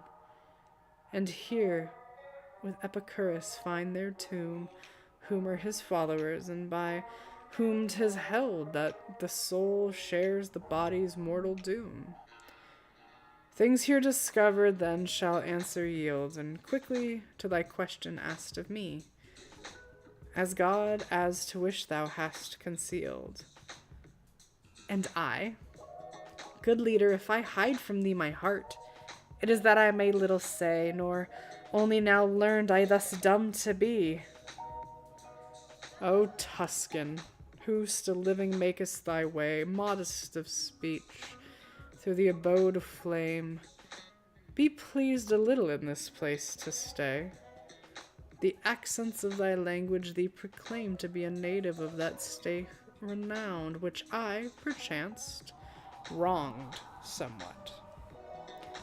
sudden came these words out of a tomb which were found, amongst others, where I, compelled by fright, a little toward my leader shifted ground, and he, turn round, what ails thee? Lo, upright, beginneth Farinata to rise. All of him, above the girdle, comes in sight. On him already I had fixed mine eyes, towering erect with lifted front and chest. He seemed Inferno greatly to despise, and toward him I among the tombs was pressed by my God's nimble and courageous hand, while he chose well thy language, gave behest, beneath his tomb where I had taken my stand, regarding me a moment. Of what house art thou? As if in scorn he made demand. To show myself obedient, anxious, I nothing hid but told my ancestors, and listening, he greatly raised his brows. Fiercely to me they proved themselves adverse unto my sires and party. Then he said, because of which I am them twice dispersed. I answered him, and what although they fled twice from all quarters, they returned with might and art not mastered yet by these you led. Beside him then there issued into sight another shade, uncovered to the chin, propped on his knees, if I surmised right. He peered around as if he fain would win knowledge if any other was with me, and then, his hope all spent, did thus begin, weeping. By dint of genius, if it be thou visitest this dark prison, where, my son, and wherefore not found in thy company? And I to him, I come not here alone.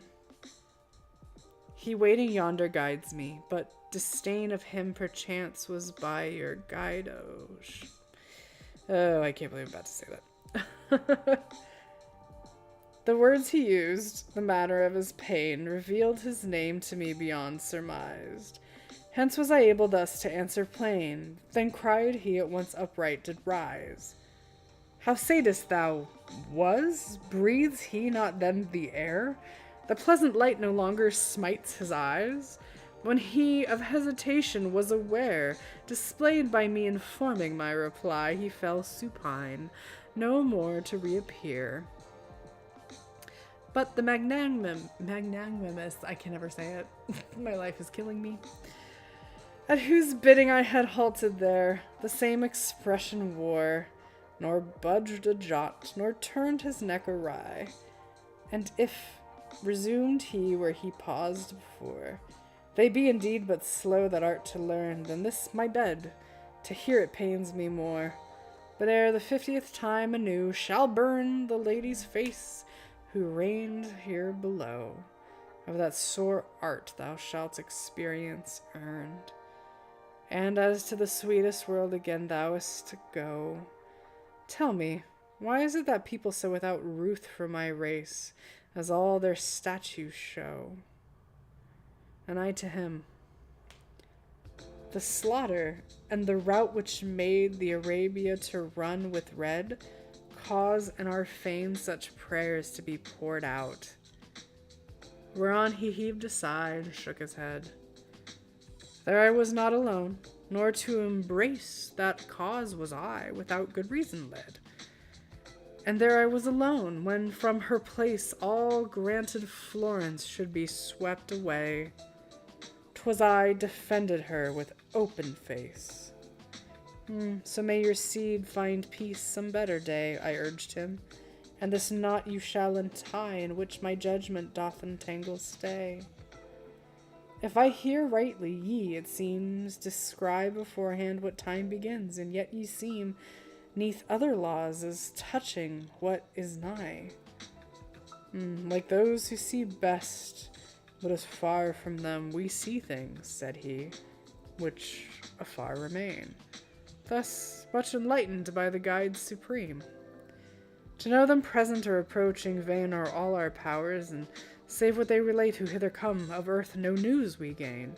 Hence mayest thou gather in how dead a state shall all our knowledge from the time be thrown, when of the future shall be closed the gate. Then, for my fault as if repentant grown, I said, report to him who fell supine, that still among the living breathes his son. And if I, dumb, seemed answer to recline, tell him it was that upon the knot was pondering then, you helped me to untwine. Me now to my master called, whence I besought with more than former sharpness of the shade, to tell me what companions he had got. He answered me, some 1,000 here are laid with me, among these second Frederick the Cardinal too, of others not be said. Then he was hid, and towards the barred antique I turned my steps, revolving in my brain the ominous words which I had heard him speak. He moved, and as onward we went again, demanded of me, wherefore thus amazed, and to his question I made answer plain. Within thy mind let there be surely placed. The sage bade, what? What gainest thee, thou heardest say? Now mark me well. His finger here he raised. When thou shalt stand within her gentle ray, whose beauteous eye sees all, she will make known the stages of thy journey on life's way. Turning his feet, he to the left moved on. Leaving the wall, we to the middle went upon the path to the vale strikes down, which even to us above its foulness sent. Alright.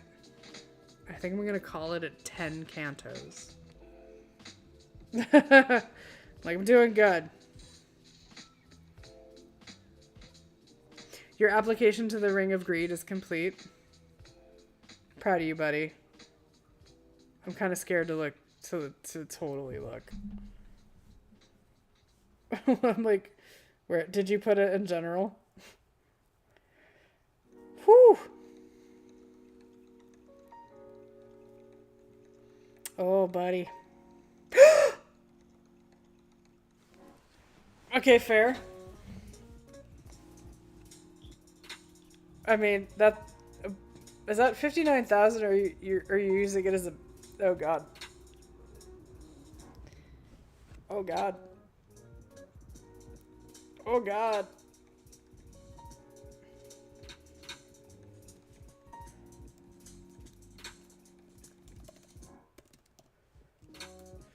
Hang on, I'm doing some math.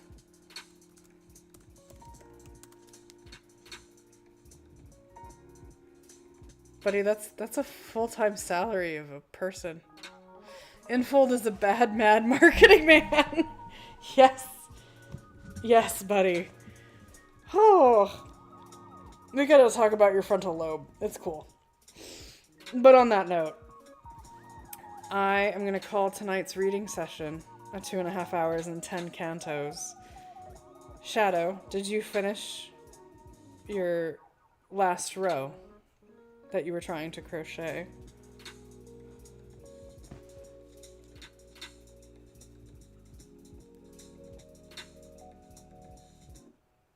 I'm gonna hope Shadow did. Kitty, thanks for holding down the fort on YouTube. You're a saint.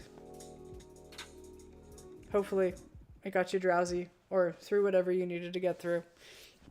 As a reminder, there's a new podcast episode that came out on Thursday and some fun clips. It's about jiggle physics, for fucking real. It's about jiggle physics. Respectfully, from the game development standpoint. Watch me have a crash out. It's fantastic. Tomorrow, Mama's gonna be streaming Dishonored.